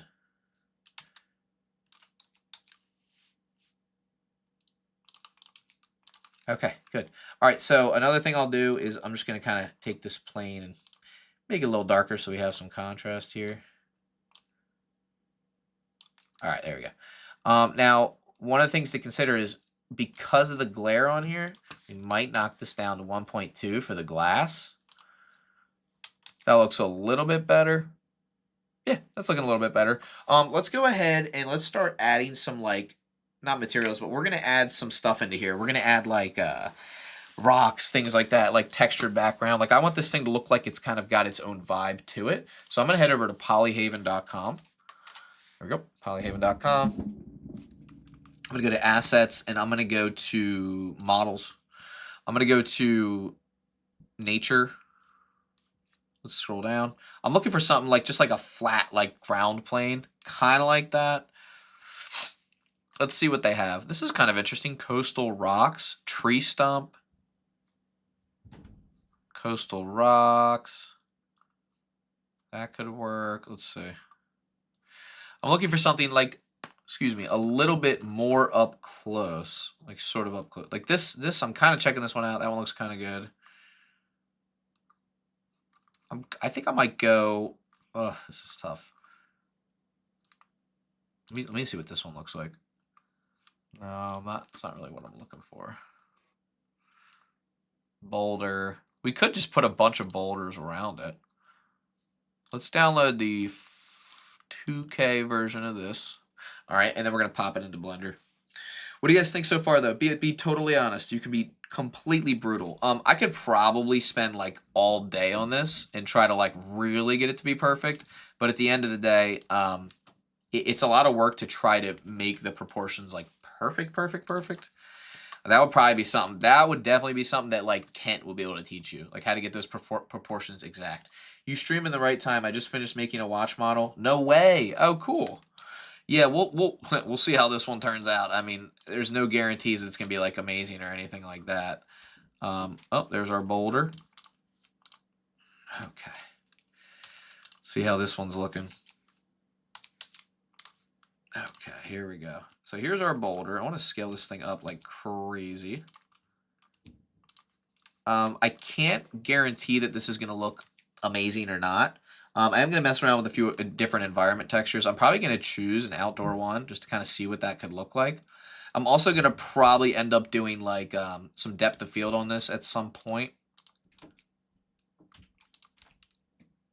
Like, so what I would do here in this instance is I would actually take my camera, rotate it up, right? So we could rotate it God, there's so many things we could do here with this. One of the things I will say, though, I probably should have gotten a different rock that has like a higher texture, because you can see, like, you can really tell here that this is not the greatest textured rock, right? Let's see here. I could do multiple of them, though, right, to kind of create this like scene. Right, and then put one in the background, and then this one could be like really far in the background like this, right? And then if we enable depth of field here, we can probably get something interesting, and then we can start playing around with like lighting. Part of me wants to say that I could actually do a really dumbed down environment texture, and then we could go from there. So let me just see something. I don't love it. I don't love it. I actually didn't mind. Let me see this one. I didn't mind what we had before with this one. Yeah, let's go with this one, and then we'll kind of adjust as we go. Let me see if I can just.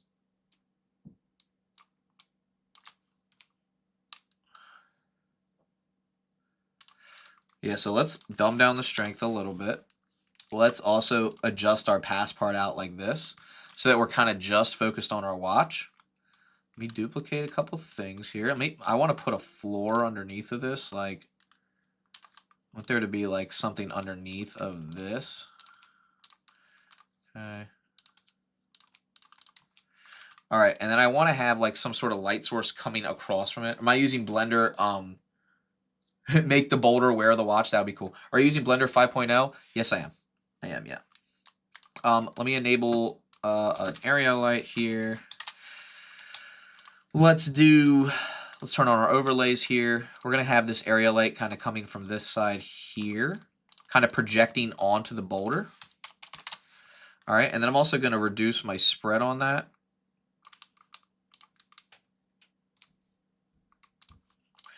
Someone said have the rocks like inside the watch. We can absolutely do that.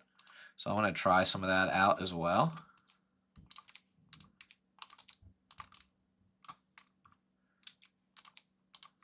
Let's see what I just am curious what this looks like so far.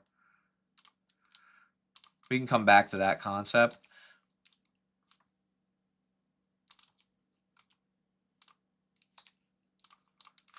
What was I going for here? Oh yeah, I was gonna enable depth of field as well. And I'm gonna take this rock back here, scale it up like crazy, and put it right there so it's in the background. Okay, let's see what we can make this thing look like. Where is my freaking camera? There it is. All right, so I'm gonna enable depth of field. I'm gonna click on my watch. Let's see. So I'm thinking, one of the things I'm thinking with this watch is, you know what, I don't know if this is going to work, because I'm going to be kind of mad if this gets messed up, but if I take my curved circle where the band is and I kind of like warp it a little bit, could be kind of interesting, right?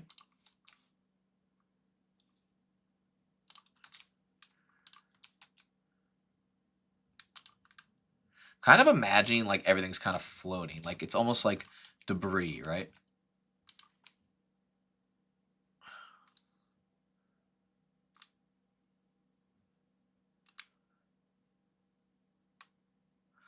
Just say, how did you make the light fall on the watch? I directed it. If you go to your solid view, I just clicked on this and I just rotated it. You can adjust it with this little like handle here, and that's how I adjusted it. So this obviously looks ridiculous, but this is actually working to be exactly kind of what I want. One thing I will say, with all of our boulders, let me go ahead and add those to a collection, because I want this to stay nice and organized.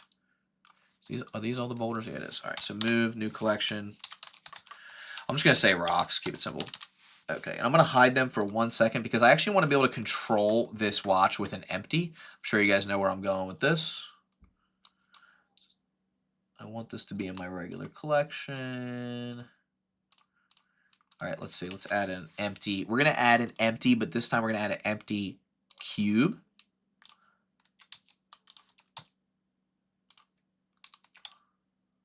I'm going to scale it out so it's kind of as big as the watch.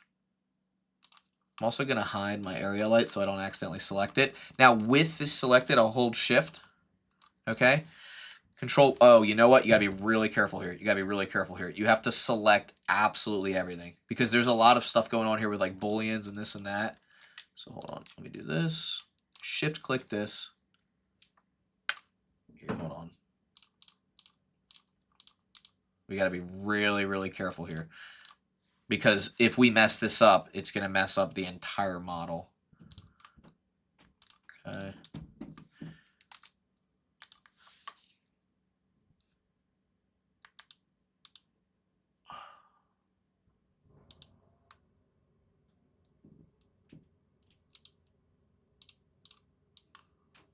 Sure, we don't need that anymore. I'll put that in here.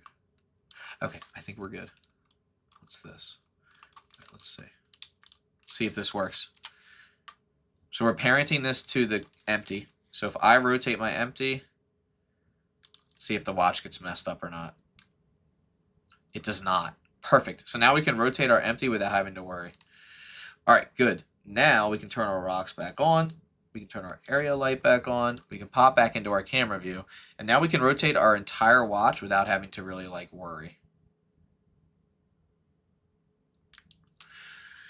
So if we wanted it rotated like that, and then maybe we want it like rotated like kind of towards us, you know what I mean? Like almost like this.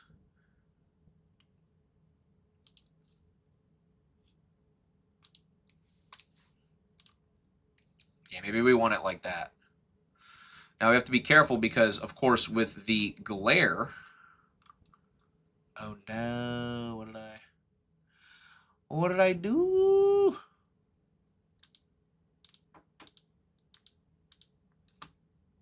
Oh.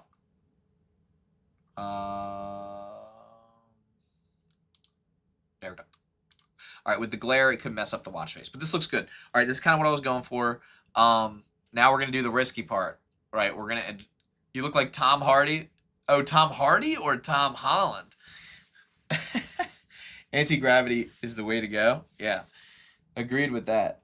All right, so what were we going for here? Oh yeah, we were gonna It's a risky move, guys. It's a really risky move here. Where's that circle? All right, so this is the circle for the watch band. I'm wondering.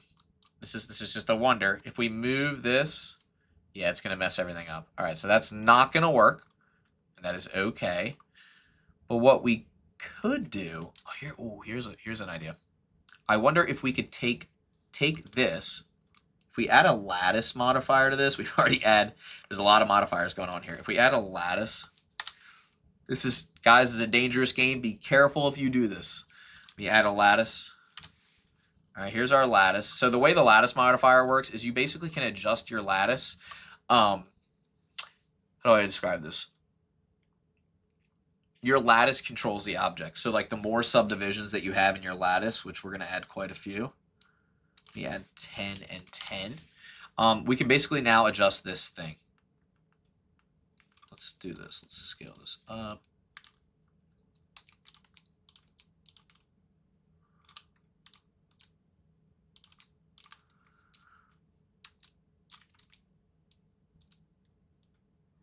Maybe I just want it to be... Which way do I want it? I guess it doesn't really matter. I'll do 10 and 10. And 10. There we go. All right, so let's see if this works. This could end horribly, but we're going to try it anyway. All right, so we click on this guy. We go ahead and add our lattice modifier. We select this lattice. I'm a little nervous. So based on what I think is true, if we go into our lattice and we scale this down, yep, it's going to work. All right, so let's see if I can use proportional editing and I want to adjust just a few parts of this. Yep, it does work. It works exactly how I described. So what we can do now is we can basically make this thing look like it's being warped in the air with a lattice modifier. But what I'm going to do is I'm going to adjust my strength here. I'm going to do like 0.2. So if I grab like, let's just say I know what one of these points is going to kind of line up with like the bottom here. Let's see, like these guys right here. Now I want the bottom, which is going to be these middle bottom guys. It's going to be like these three here.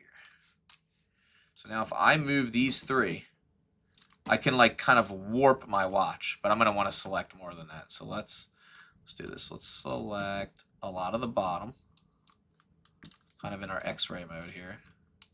Yep. Let's go ahead and give it a little bit of warpage here. Maybe a little bit less at the bottom.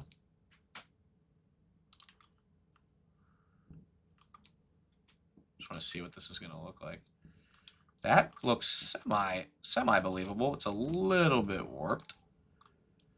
And see how we can kind of give this thing, like we can kind of breathe some life into this thing a little bit. This is kind of what I wanted to do. Like I don't want it to be too flat. Like I want it to be kind of like a little bit interesting, you know?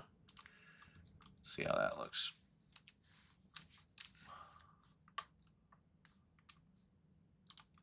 All right, where's our lattice? Let's hide that. That's a little bit more visually interesting. Is it too much? No, it's a little bit more visually interesting. I wouldn't touch that, but I'm curious to see what the lattice does. Yeah, so it's not actually. So what's cool about the lattice is that we can go back and we can turn the lattice off. Like if we don't like what we're getting, we can turn the lattice off. I kind of like what we have. I'm almost tempted to say like let's put a rock in there. You know what I mean? And like the rock is the thing that like pushed it that way, right? Just see something. You know what I mean? Like the rock is like the rock kind of pressed into this just a little bit. I'm trying to place it properly. That looks good.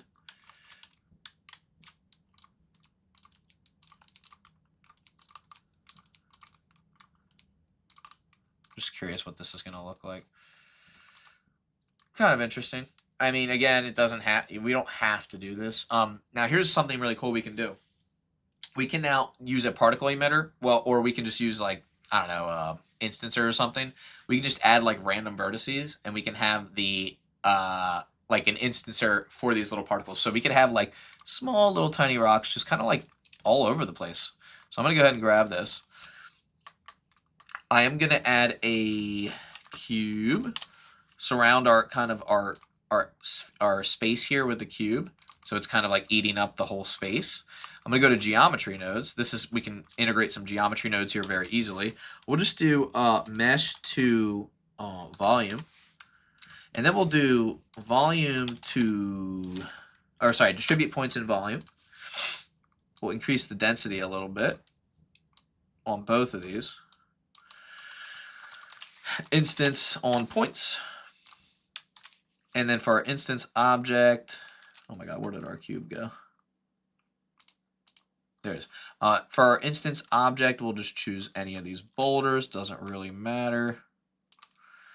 Plug it in. And now here it is. And now here's the part where we're gonna have to transform everything. So for the value, for the scale, we're just gonna do like, I'll just do 0.01. Plug that in here. Perfect. Now we have all these random ones. And then what we'll do is we will do a transform, or we'll do a scale instances, and we'll just scale them randomly. So same concept. We'll just type in a random value. We'll just do 0 to 1. Plug that into the scale, and then we can kind of adjust from here. So let's do 0.05. Let's do 0.0. I actually like 0.01. And you know what? Let's do 1 to 2. And then we'll also do rotate instances. And we'll do that randomly as well. But this time the value will be 0 to 360. So it can rotate in any direction. And then we'll extract that. So we'll do actually we won't extract that. We'll just do this. Let's see. Now we have random rotation, and now we're gonna have all these all this debris in the air, which is pretty cool. And if you want it to be more dense, you can make it more dense. Pretty cool. And then if you want the intensity to be larger on the potential scale of the rocks, you can do that here. But you gotta be careful because you're gonna get some really weird results if you're doing too much. And let's see what we have so far. Now we have something kind of interesting because we're using geometry nodes. There's a lot going on here. There really is. But I kind of like it. I like that the watch is the central part of this. One of the things I might actually do with the watch, where is our, okay, so it's playing up. I kind of want to bump up the roughness a little bit. I want to see what would it look like if we upped this anisotropy value. That helps a little bit too. This is looking really, really interesting. Another thing we can do is now we have like a nice little setup here. We can take our area light and we can shed some light to the back of this scene here if we want to. And then what we'll do is we'll knock down the power, right? So it's maybe a little bit less. We're kind of knocking down the power, so you have a little bit going on back there, but not too much. And if you want it to be even less, which I think I will, let's see the difference. This is before, after. It breathes a little bit more life into the background. You don't have to do this. I might even do like, let's see, I might even do something like that. It's starting to look pretty interesting. Why the cookie is angry and bitten into your channel logo? I have no idea. That's a really good question. We're going to have to like look into that. All right, let's take a look at where is the, it's going to be hard to select this piece here. There we go. All right, I want to take a look at this and take a look at the gold. The gold is slightly less significant there, but we'll do 0.1. This is looking really cool. I am digging this. You know what I just realized? Now I'm actually really frustrated. The graphic is upside down. I didn't realize it until now. Notice it, guys? Do you see what I'm saying?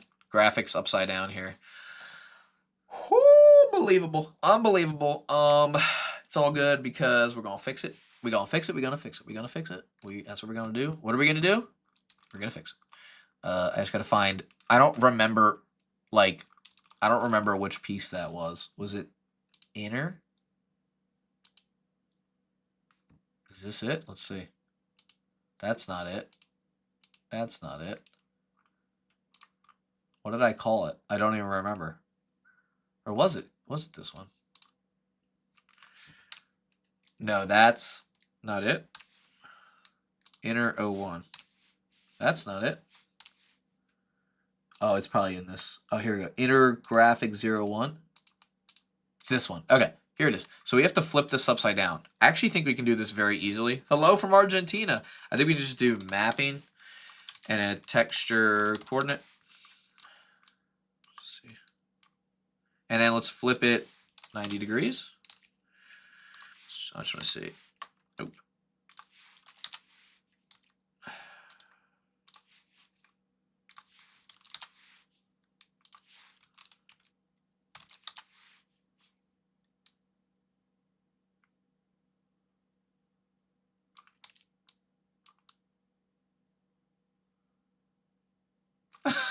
Oh my god. It's the inner graphic. I cannot believe it's flipped. It's going to be such a pain to flip it because of the way that I set it up. Oh my gosh. Let me just see something here.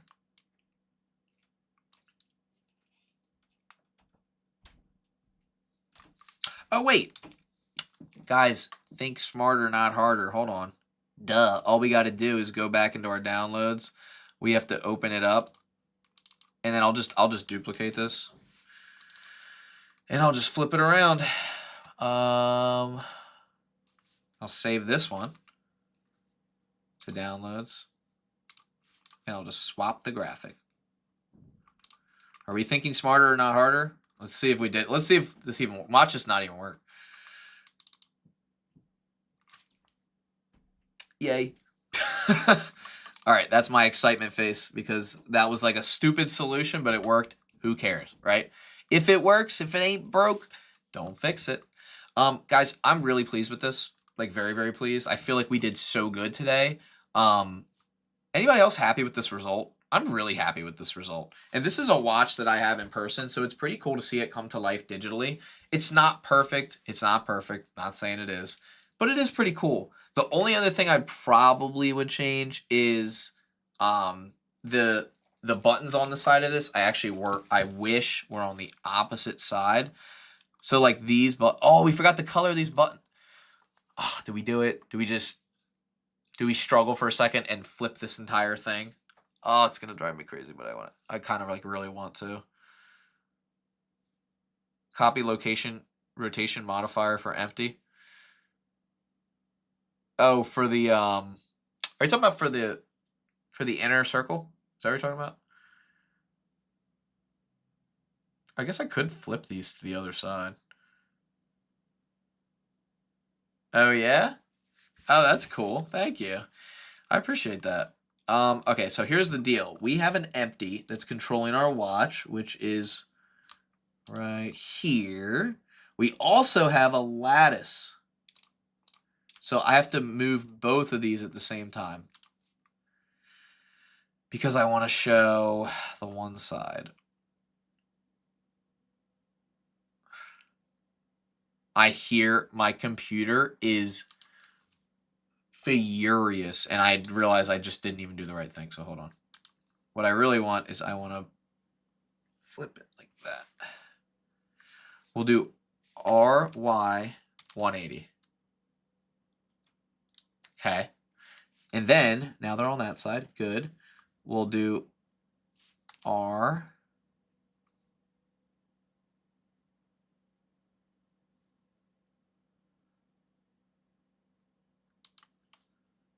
I think I got it. Let's see how it looks in camera view. A little bit. I need a little bit more rotation. I want that to be sitting up. Okay.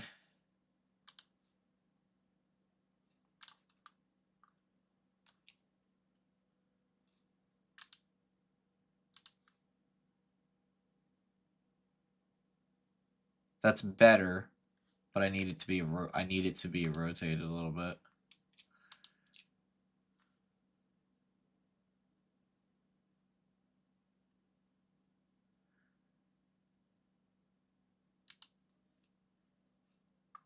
Wait a second. I'm getting disoriented here. There we go. I need it to be. Which way do I want it rotated? I want it rotated RZ. Enough. Don't move. No. Okay. My computer, if you heard my computer right now, you would be like, holy mackerel, dude, that thing's going to take off. All right, couple things I want to do. I need to shade these. So I didn't shade these yet, but these are going to actually be the same as this. So length of materials. Are they the same? Yeah, they are the same. Okay, perfect. Now I like that because now I can see the other side. I wanted to see those detailed pieces. And now we have to flip our logo back around. We have to flip it around again, but that's okay. That is okay. Flip it back around. We use the original one, which was this one. Perfect. Okay, now I think we're getting very close. Can you select the buttons and mirror it on the other side? I could. I guess I could. Okay, I'm pretty happy with what we have. I think, like, we might be good to render. I don't really love how, like... Here, hold on, let me move this a little bit. I want to move some of these pieces around. Let me see something. I wonder what it would look like if the pieces were, like... Oh, yeah, here we go. Now the pieces are down below. See what I mean? Hold on here, let's do this. Let's rotate them, too. Yeah, there we go. So now the pieces are down below, and they're only starting from, like, down below. There we go, much better. Where was... Oh, here it is. All right, let's see what this looks like. I'm pretty happy with that. I'm very happy with that. What do you guys think? Very, very happy with that. And if we decided, you know what, we really don't like the background, you can turn down the power of that even more. This is what it would look like with a full-blown background. Like, so you could do 0.5, so you can kind of knock it down. That looks good too. Like, I don't mind it. I kind of do wish we modeled the interior of the watch, because that's like kind of what we're showcasing here. It's not horrible, but it's also like, oh, there's so many like ifs, you know what I mean? So many ifs when it comes to this stuff.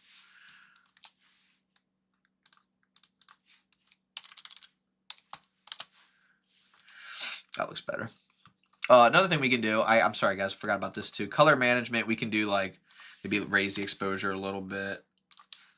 0.4. Go in here, we'll do medium high contrast.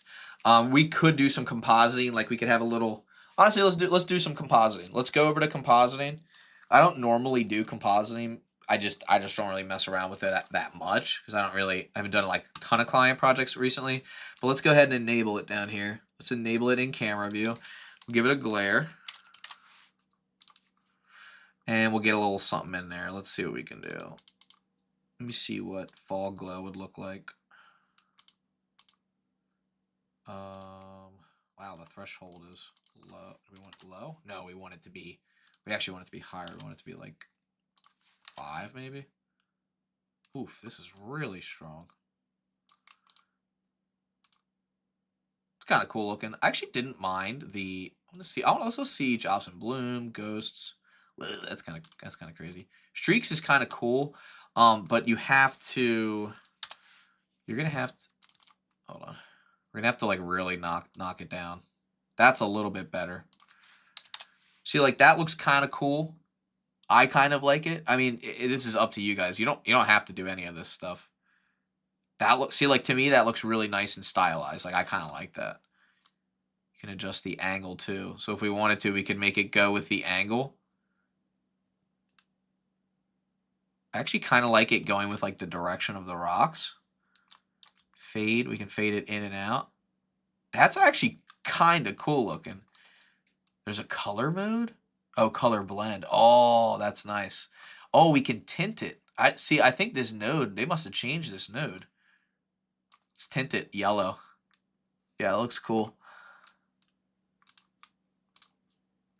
Subtle, but kind of cool, right? I don't know. I feel like it adds a little bit. What do you guys think? Or is that too much? I feel like that looks cool. I think, guys, I really dig it. Oh, did we just design the inside? We could design the inside, and that would elevate this thing to the next level. I'll tell you what. Guys. Make a deal with you right now. You give me a minute to go to the restroom. I'll come back, and we'll design the inside. How does that sound? Who in the right mind? Oh, I see. Okay. You guys cool with that? If I just quickly run to the restroom, I'll come right back, and we'll design the inside. Cool. All right. Give me like 1 minute, okay? Gotta check in with my wife anyway. Give me 1 minute, and we'll come right back. No deal. What? I'll be right back, guys.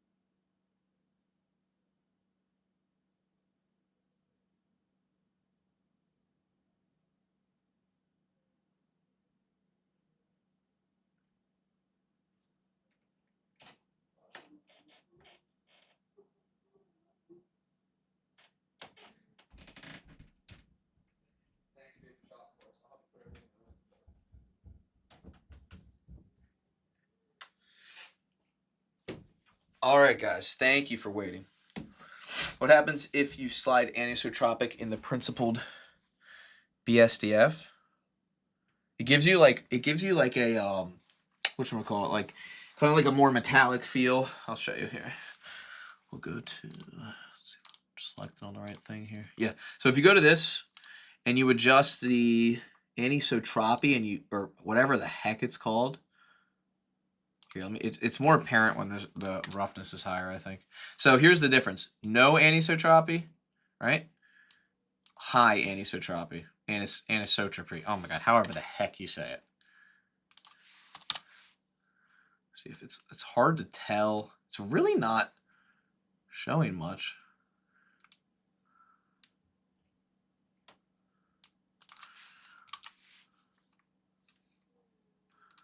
It's weird. It's really not showing much on that. I'm surprised. Weird. Anyway, what was I gonna do? Oh yeah, we were gonna design the Okay, so here's what I'm thinking. This is gonna be a little more complex because we already have this image here, but now I'm like, okay, you know what? We gotta do it, right, guys? We gotta do it. Yeah. Okay. Fair enough. So this one, this is gonna be a little complex because I'm gonna need to re-import the image reference. Let me raise up this microphone. There we go. I have to re-import the image reference, and then I think I'll probably. How do I want to do this? All right, here's what I'll do. I'm gonna Shift D, duplicate this. It's not gonna. What the hell? Excuse my language. Oof. Oh yeah. Oh, because I gotta get rid of the boolean. There we go. Okay. So here it is. I'm also going to go to parent. I'm going to do clear parent. Keep transforms. Let's see. Good. Perfect. All right. Let's do this. All right. We are going to model all this, and then I'll pull it back into the original render. All right. So as usual, I mean, I think we start with a cylinder, right? Base cylinder. This one's going to be, this one's probably going to irritate me, but I feel like we're going to be happy that we did it. All right, so here's what I'm thinking here. This one's a tough one. I guess I got to hide everything else. Hide stuff. Where is this located?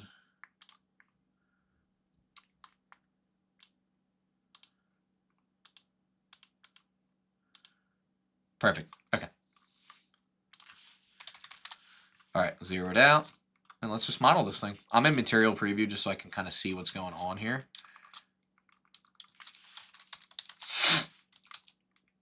All right, let's go ahead and get a cylinder in there.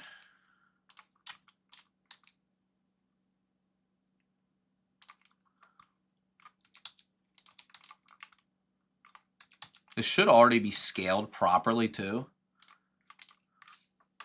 Why can't I see it? It's annoying that I can't see. There we go. I didn't even know you could do that. There we go. Now we had it. All right, so we have our cylinder. Oh, this is gonna be an interesting one here. This is gonna be an interesting one. Let's start with the outer rim, but I'm also seeing. Oh my God, there's so many things I could just like go off on a tangent. Let's go ahead and go to edit mode. Let's go to our face select mode. We'll select our top face. We're gonna do a few inset actions here.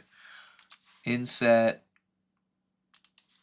This is gonna be moved down just a little bit.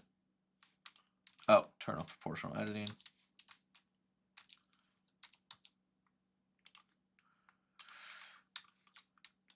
Inset.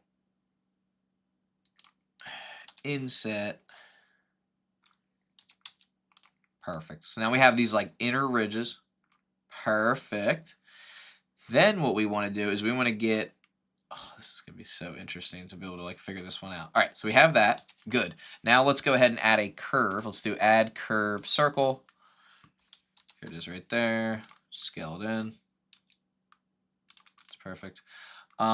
These two things I'm going to add to their own thing. I'm just going to do like, no. Move to new collection. Call it watch details. It's fine. Just we can call it whatever we want. Doesn't matter. All right, now let's go ahead and add a plane. Scale it up, or scale it down rather. Ooh, see this one. See, they trick you here because look, these triangles are smaller, whereas these ones are larger. Oh, that's so annoying. But we can just do a boolean to cut that down. So let's just scale it down to what it actually would be. Tab into edit mode.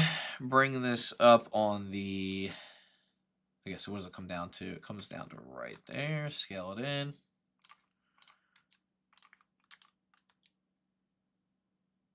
I feel like that looks pretty okay. Yep. All right, and then we'll just go ahead and make this thing have an array. And we'll do curve. We'll add our curve circle. Okay. We'll choose. Oh, here we go again. Here we go again, ladies and gentlemen. Back to the grind, right? Let's do Y.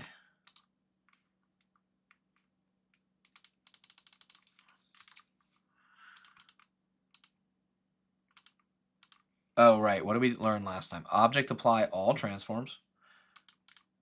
Object apply all transforms. Let's go ahead and give this subdivision. Okay. That's a good start. Go to X. Perfect. Okay, here we go. Now we're getting somewhere.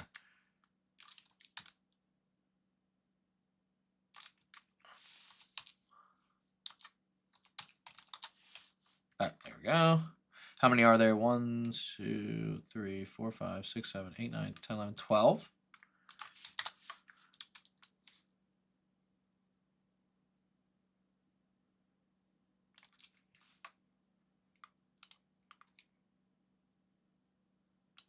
Okay.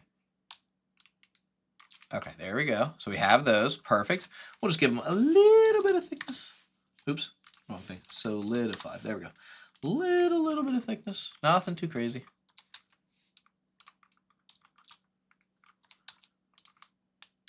Perfect. To use an empty object or position for the notches. Oh, for these notches here. It's not a bad idea. Empty object. Yes. Yeah. The rotation worked really well this time. It really is. I don't know why it's so tricky. It just is. Like, I mean, it's fine because it works, but like, it is tough. You know what I'm actually going to do for the inner notches? I'm going to duplicate this. I'm going to take this. Hold on. Here's what I'm going to do. It's going to be kind of a fun one here. Go ahead and just take... what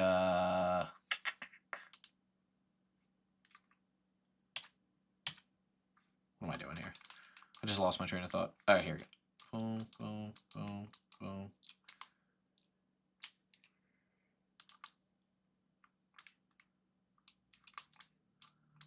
All right, we'll do SY0. Oh, sorry, SX0. There we go. Same concept on the other side. SX0. Perfect. And now we'll use these as our inner notches. And we need a lot of them. 1, 2, 3, 4, 5, 6, 7, 8, 9, 10. There's probably 10 times more than the other ones. So I'll do this times 10. And then I'll lower the distance here.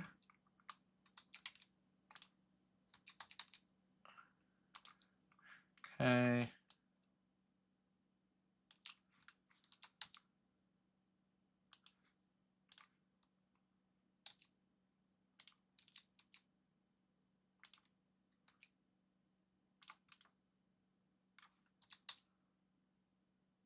Perfect.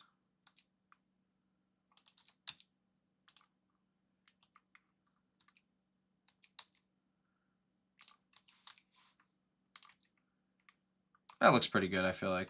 Yeah, I'm pretty okay with that. Doesn't have to be anything perfect. I mean, it does and it doesn't, right?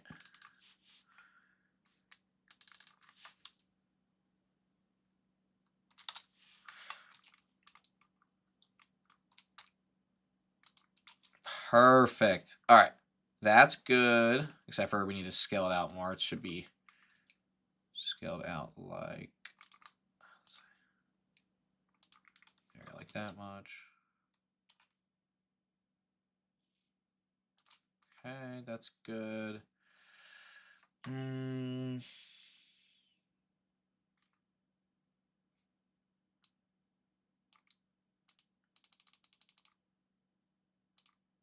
Okay, good. Okay, I'm happy about that. All right, now we have 3 cylinders and then we have clock hands. Okay, here we go. We're getting there, guys. We're getting there. Sorry this is taking so long. I'm trying to do this like in a way that looks really nice. All right, so let's delete this. Okay, and faces. That's fine. We're just going to use these for the inner parts here. I'm going to hide some of this stuff here. I'm going to use this, scale it down.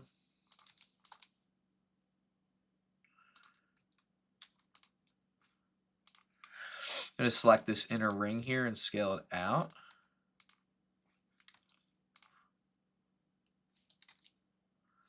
Selected the wrong inner ring.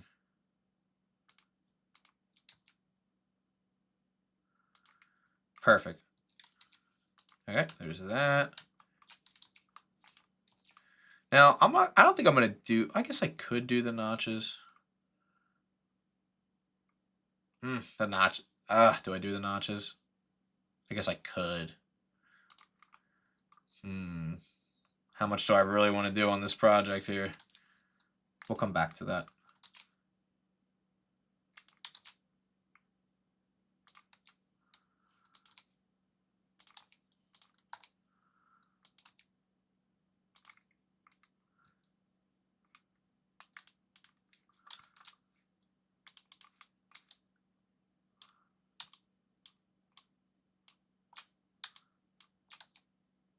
Okay.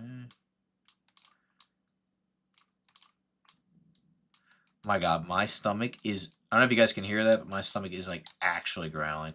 Not that you guys care, but I'm like actually starving right now. I might actually be starving. All right, so here's that. Good. We have the watch hand, like face things. All right, and then what I want to do next is I'll do the watch hands, and then I think I'll wrap it up there. Yeah.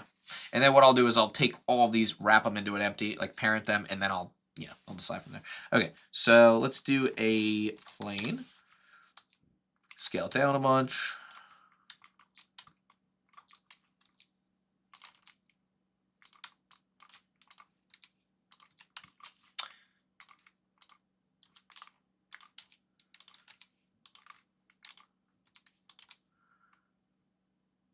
Is there? I feel like there is.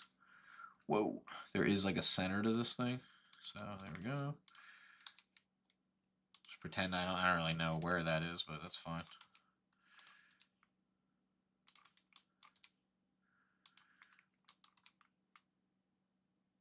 Okay, cool. That looks good. I'm just gonna duplicate that, rotate it, place it here.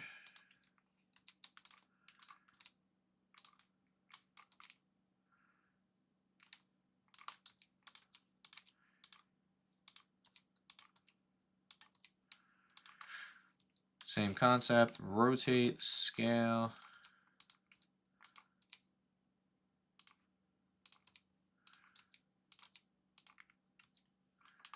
There it is. And then let's see the order. This one's on top, this one's on the bottom, this one's in the middle.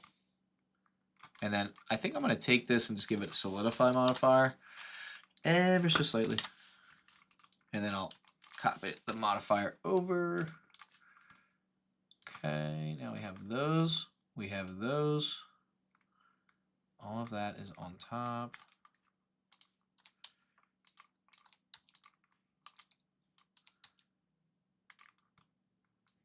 Okay, and then we have all this other crap.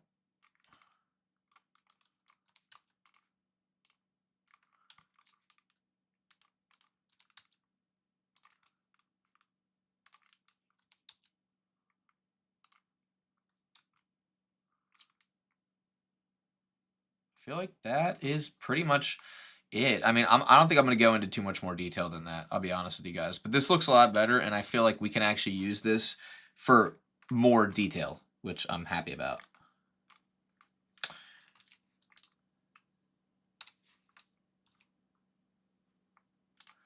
All right, so we got black for the main whole thing, right? So we'll go with that black material, which I think is this one. Which one is it? Might be this one. Yeah, I think it's that one. These will be the gold. Gold. What else is gold? This is gold. This is gold. This is gold. We'll copy the materials. Control L. And then this part here. I mean, look, I have the thing right in front of me. That's just black as well.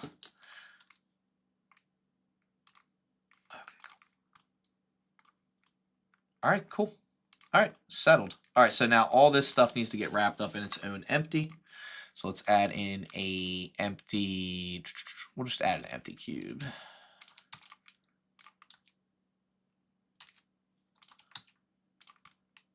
define. Shift click. Oh, we don't want the area light. Parent. Oh, hold on. Shift click. Yep. Parent to object. Oh, did I miss something there? Oh, I did.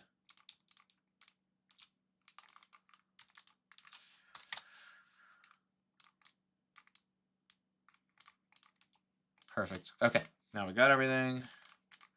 Now we unhide everything else. 1, 2. Take this, all of you. Boom. Let me just see something here. Let's line this up. Is that correct? No, we gotta rotate it.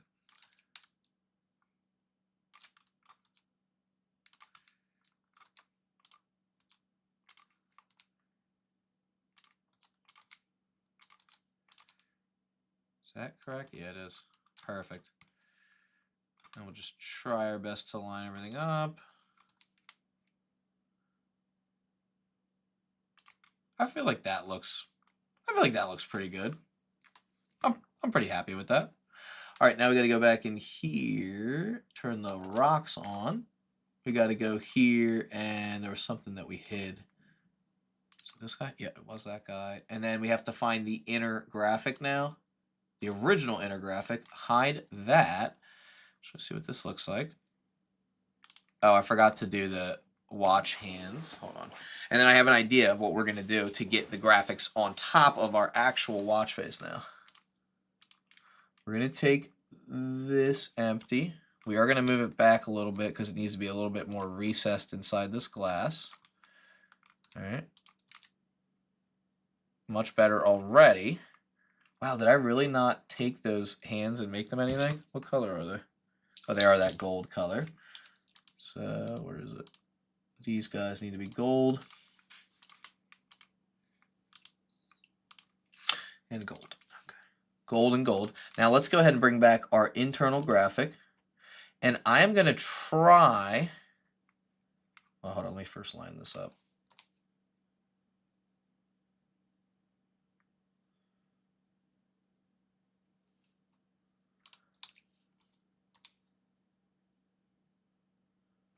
I wonder if we can just take our inner graphic and add some like transparency to it. You know what I mean? Like almost like kind of like overlaying it on top of there.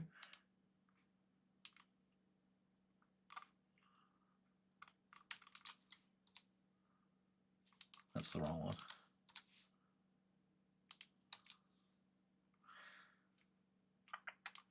This is gonna be tough. Oh, you know what? For the inner graph, or I think in order to rotate this properly, I can just see what the giant empty is rotated as.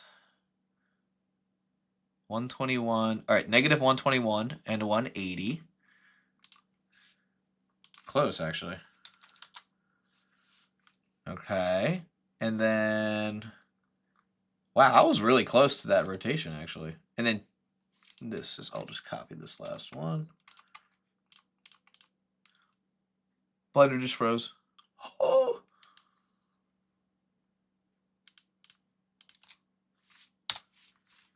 Oh, yes. Perfect. And then I just got to fine tune it just a little bit.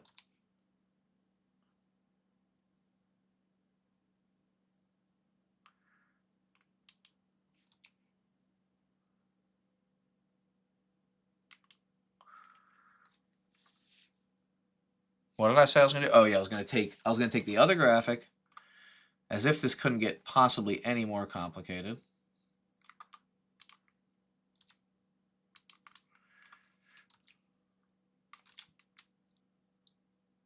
I'm just curious what this looks like as of right now. It actually doesn't look that bad, but the graphic needs to be overlaid on top of everything. Let me think. I'm thinking, I'm brainstorming. Actually, this actually doesn't look that bad. I actually think this looks better than it did before. It's a little bit off, like the positioning of everything, but I'm like, hey, someone said, hey, I'm like pretty happy. I don't know about you guys. I'm I'm very happy with like how far we came along with this. I kind of want to take the gold though. I want to mess around. I want to do actually want to do a metallic. I want to see what happened if we raise this value up a little bit. That gives it a lot more to work with. Should we render this thing out? See what this thing looks like? Let's see if everything's hidden properly. All right, let's try to render. Let's try to render one frame of this thing. This is gonna be wild, guys. This is gonna be wild.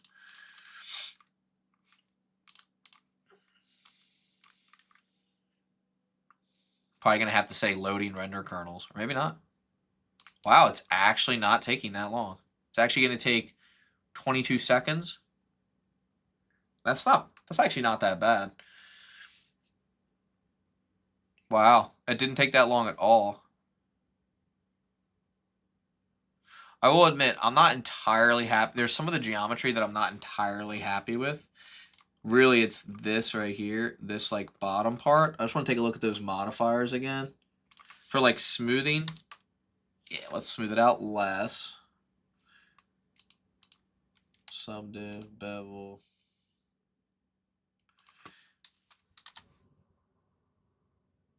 But they're like, really didn't do much right there.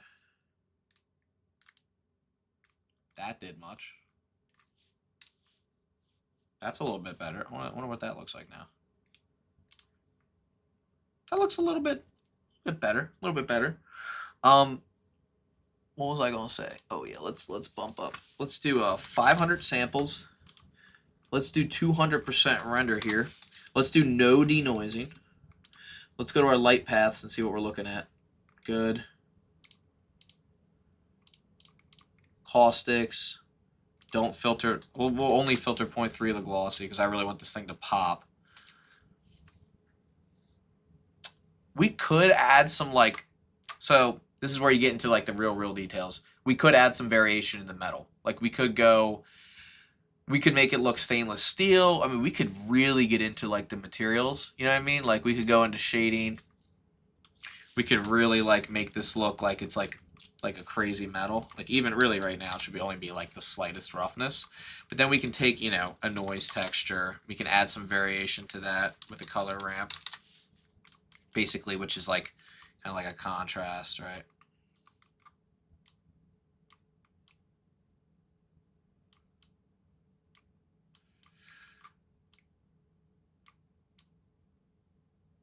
So here's where it can get really interesting. If you wanted this to look like it was like, I'm gonna explain this, brushed metal almost, you can scale this. Show you.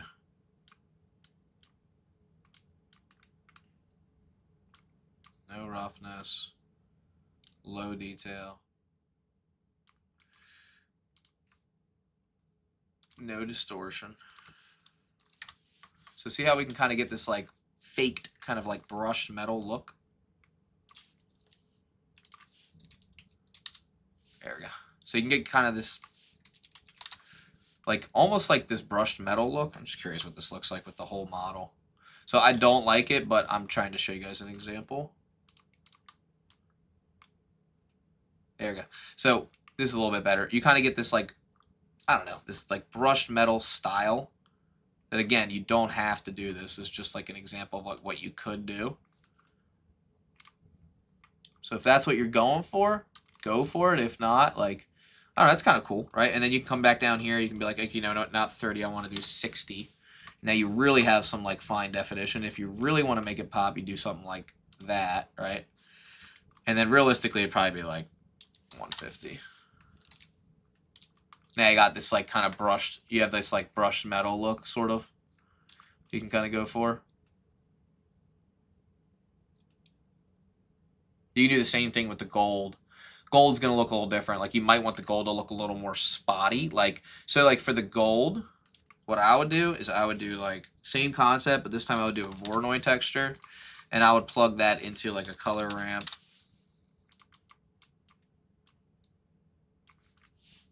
Show you what this could look like. Now for this one, it's going to look a little different because we're going to need some mapping, of course. So we're going to need some mapping as well as a texture coordinate. And then we're probably going to do, I'll probably just do UV, scale that up a bunch. Just do object. There we go. Now with this one, it's going to be a little different because we want this to look like a kind of like a sparkly metal, right? Which we can do. If you want it to be a little less intense, less noticeable, you can do something like that. Yep. All right, and then we'll do like, I don't know, 300. Now you kind of have this like sparkly metal look. It's pretty subtle, but it kind of gets the point across, and it gives you a little bit more detail. Little bit more detail. All right, let's go back and let's actually render this thing out. No noise, no noise. And you know what? I really want to exaggerate this. I really, really want to exaggerate this. So let's do, for the strength of the glare, let's do 0.2. Let's go back. Let's render the image. This is going to be a 200% image. And this is with procedural materials, hand modeled from scratch from this watch right here. Okay. There's a lot going on with this one. I'm excited to see this render. And there's going to be no noise. Well, we did no denoising on this one, guys. Just FYI. See how this comes out. Oh, and we have photo scanned rocks. There's a lot going on with this one. I'm pretty happy with how this is one of my favorite live streams, though. I really enjoyed this. Drop a comment, guys, if you guys have been enjoying this, because I think, so we've been streaming for about 2 hours, 32 minutes, but I feel like we really went far with this one. It says there's about a minute left on the render, so I'm curious to see how this is going to come out. But you can just keep pushing and pushing the detail further and further and further. And one of the things to consider is we didn't even do this to real-world scale. We kind of just modeled this thing real quick and kind of just came up with this, right? Another thing you could do, if you really wanted to, is you can get some motion blur on these rocks, right? We could, like, for example, let's try this because I'll do a lower res resolution like render for this next part. Let's let this finish. So we take the rocks, we animate them into the direction that the watch is going, and we just give them a quick little, you know what I mean? And between that transition where they're moving, we enable motion blur, and we can have this nice like motion blur effect with our rocks, right? This is almost done. There's about 9 seconds left, and there's really not a lot of noise here. We're gonna get a compositing layer going here. It's gonna go composite next. There it is. Boom. That looks pretty solid. I'm going to save that. It looks like a good render. What I like to explain to people too is like a lot of this stuff is like experimenting, right? All right, so this looks great. Now what I want to do is I think I'm going to try that rock thing I just talked about. So we have our rocks right here, right? We'll turn off the texturing just for a minute. Yep, we have our rocks right here. Okay. I love where they're at. I'm going to push them. This will be where they're at on frame 10. I'll insert a keyframe. I'll go back to frame 1. I'll just move them like up this way. So now we'll have something like this, right? They're moving real quick. So if I end it here, boom, boom, boom, boom, right? They're moving. So I'll go to frame like, I don't know, 5 maybe. I'll turn on motion blur. I'll go to my render properties. I'm just going to do a real quick render of 50 samples. And I want to see if this motion blur pops up the way that I think it will. What should look like it's happening is that these rocks are quickly moving in one direction. And we get that. Yep. So, boom. See this rock right here? It's going, right? It's like moving really, really quickly. And we can kind of tell we're getting some motion here now, right? We're getting some like actual motion, which is really cool. If we want more motion, like we really want this thing to go crazy, we go back to frame 1. We move them up even higher and insert that keyframe. Now go over frame 5. Now the distance that they've traveled is greater between that time, and now the motion blur will be exaggerated more. You don't have to do this, but if you're looking to like really get that like movement, this is how you would achieve something like that, and you can kind of fake it. And then what we can do is we can duplicate that rocky layer, and we can still have some that are stabilized, right? So now we really have some movement here, and this looks pretty cool, right? I think it does. If you really want to take it even a further step, you do one render like this, and then you do another render where the watch is rotating, and then you can crop out the parts that you don't want and keep the rotational values and the motion blurring for like the outside of the watch, and then you would retain the detail on the watch face. Now, obviously, this is a low quality render, but it didn't come out too bad. Like overall, I'm pretty pleased with it. Yeah, this looks cool. God, there's so many more things you could do. And this is just with, here's what's crazy about this. Like we just used one photo scanned rock and we just duplicated the crap out of it to create our environment. When in reality, you could download entire environments. You could design an entire environment for this whole thing. You could even here would be something kind of cool to do. Like this is just an idea. So let's say you wanted to put this thing up on like a pedestal, right? Like let's play with an idea real quick and then we'll be done. So let's just say, did that really just not work? There we go. Let's just say you wanted to have like a pedestal under this thing, right? Like almost like a gold like pedestal. Perfect. So you make this gold, you go down here. You can start to play around with like the coloration and things like that. But now you have this thing like on a pedestal, right? Or alternatively, you could do something really crazy and abstract. Shade this smooth. You could go in here, right? Kind of have like this transition between like gold and silver, right? I'm just spitballing ideas here, but I'm trying to show you guys that like with enough experimentation, you can get like pretty wild with this stuff, right? You really start to see the anisotropy come out here.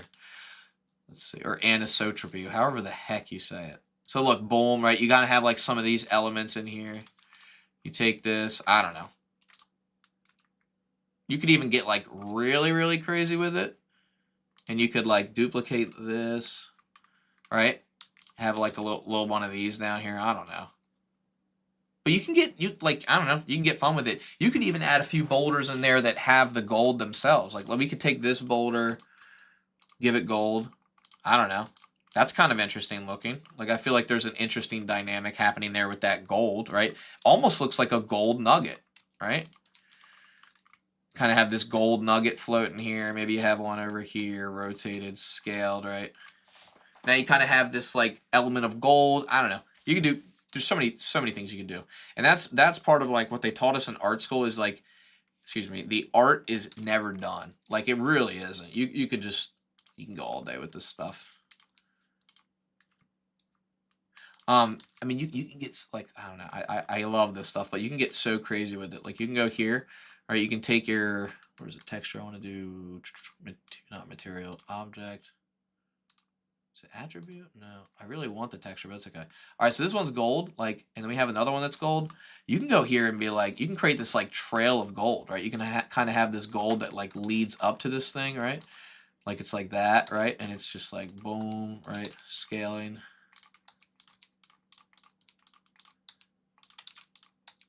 Right? You kind of have like something that goes like that. It's kind of hard to see, so hold on, let me just.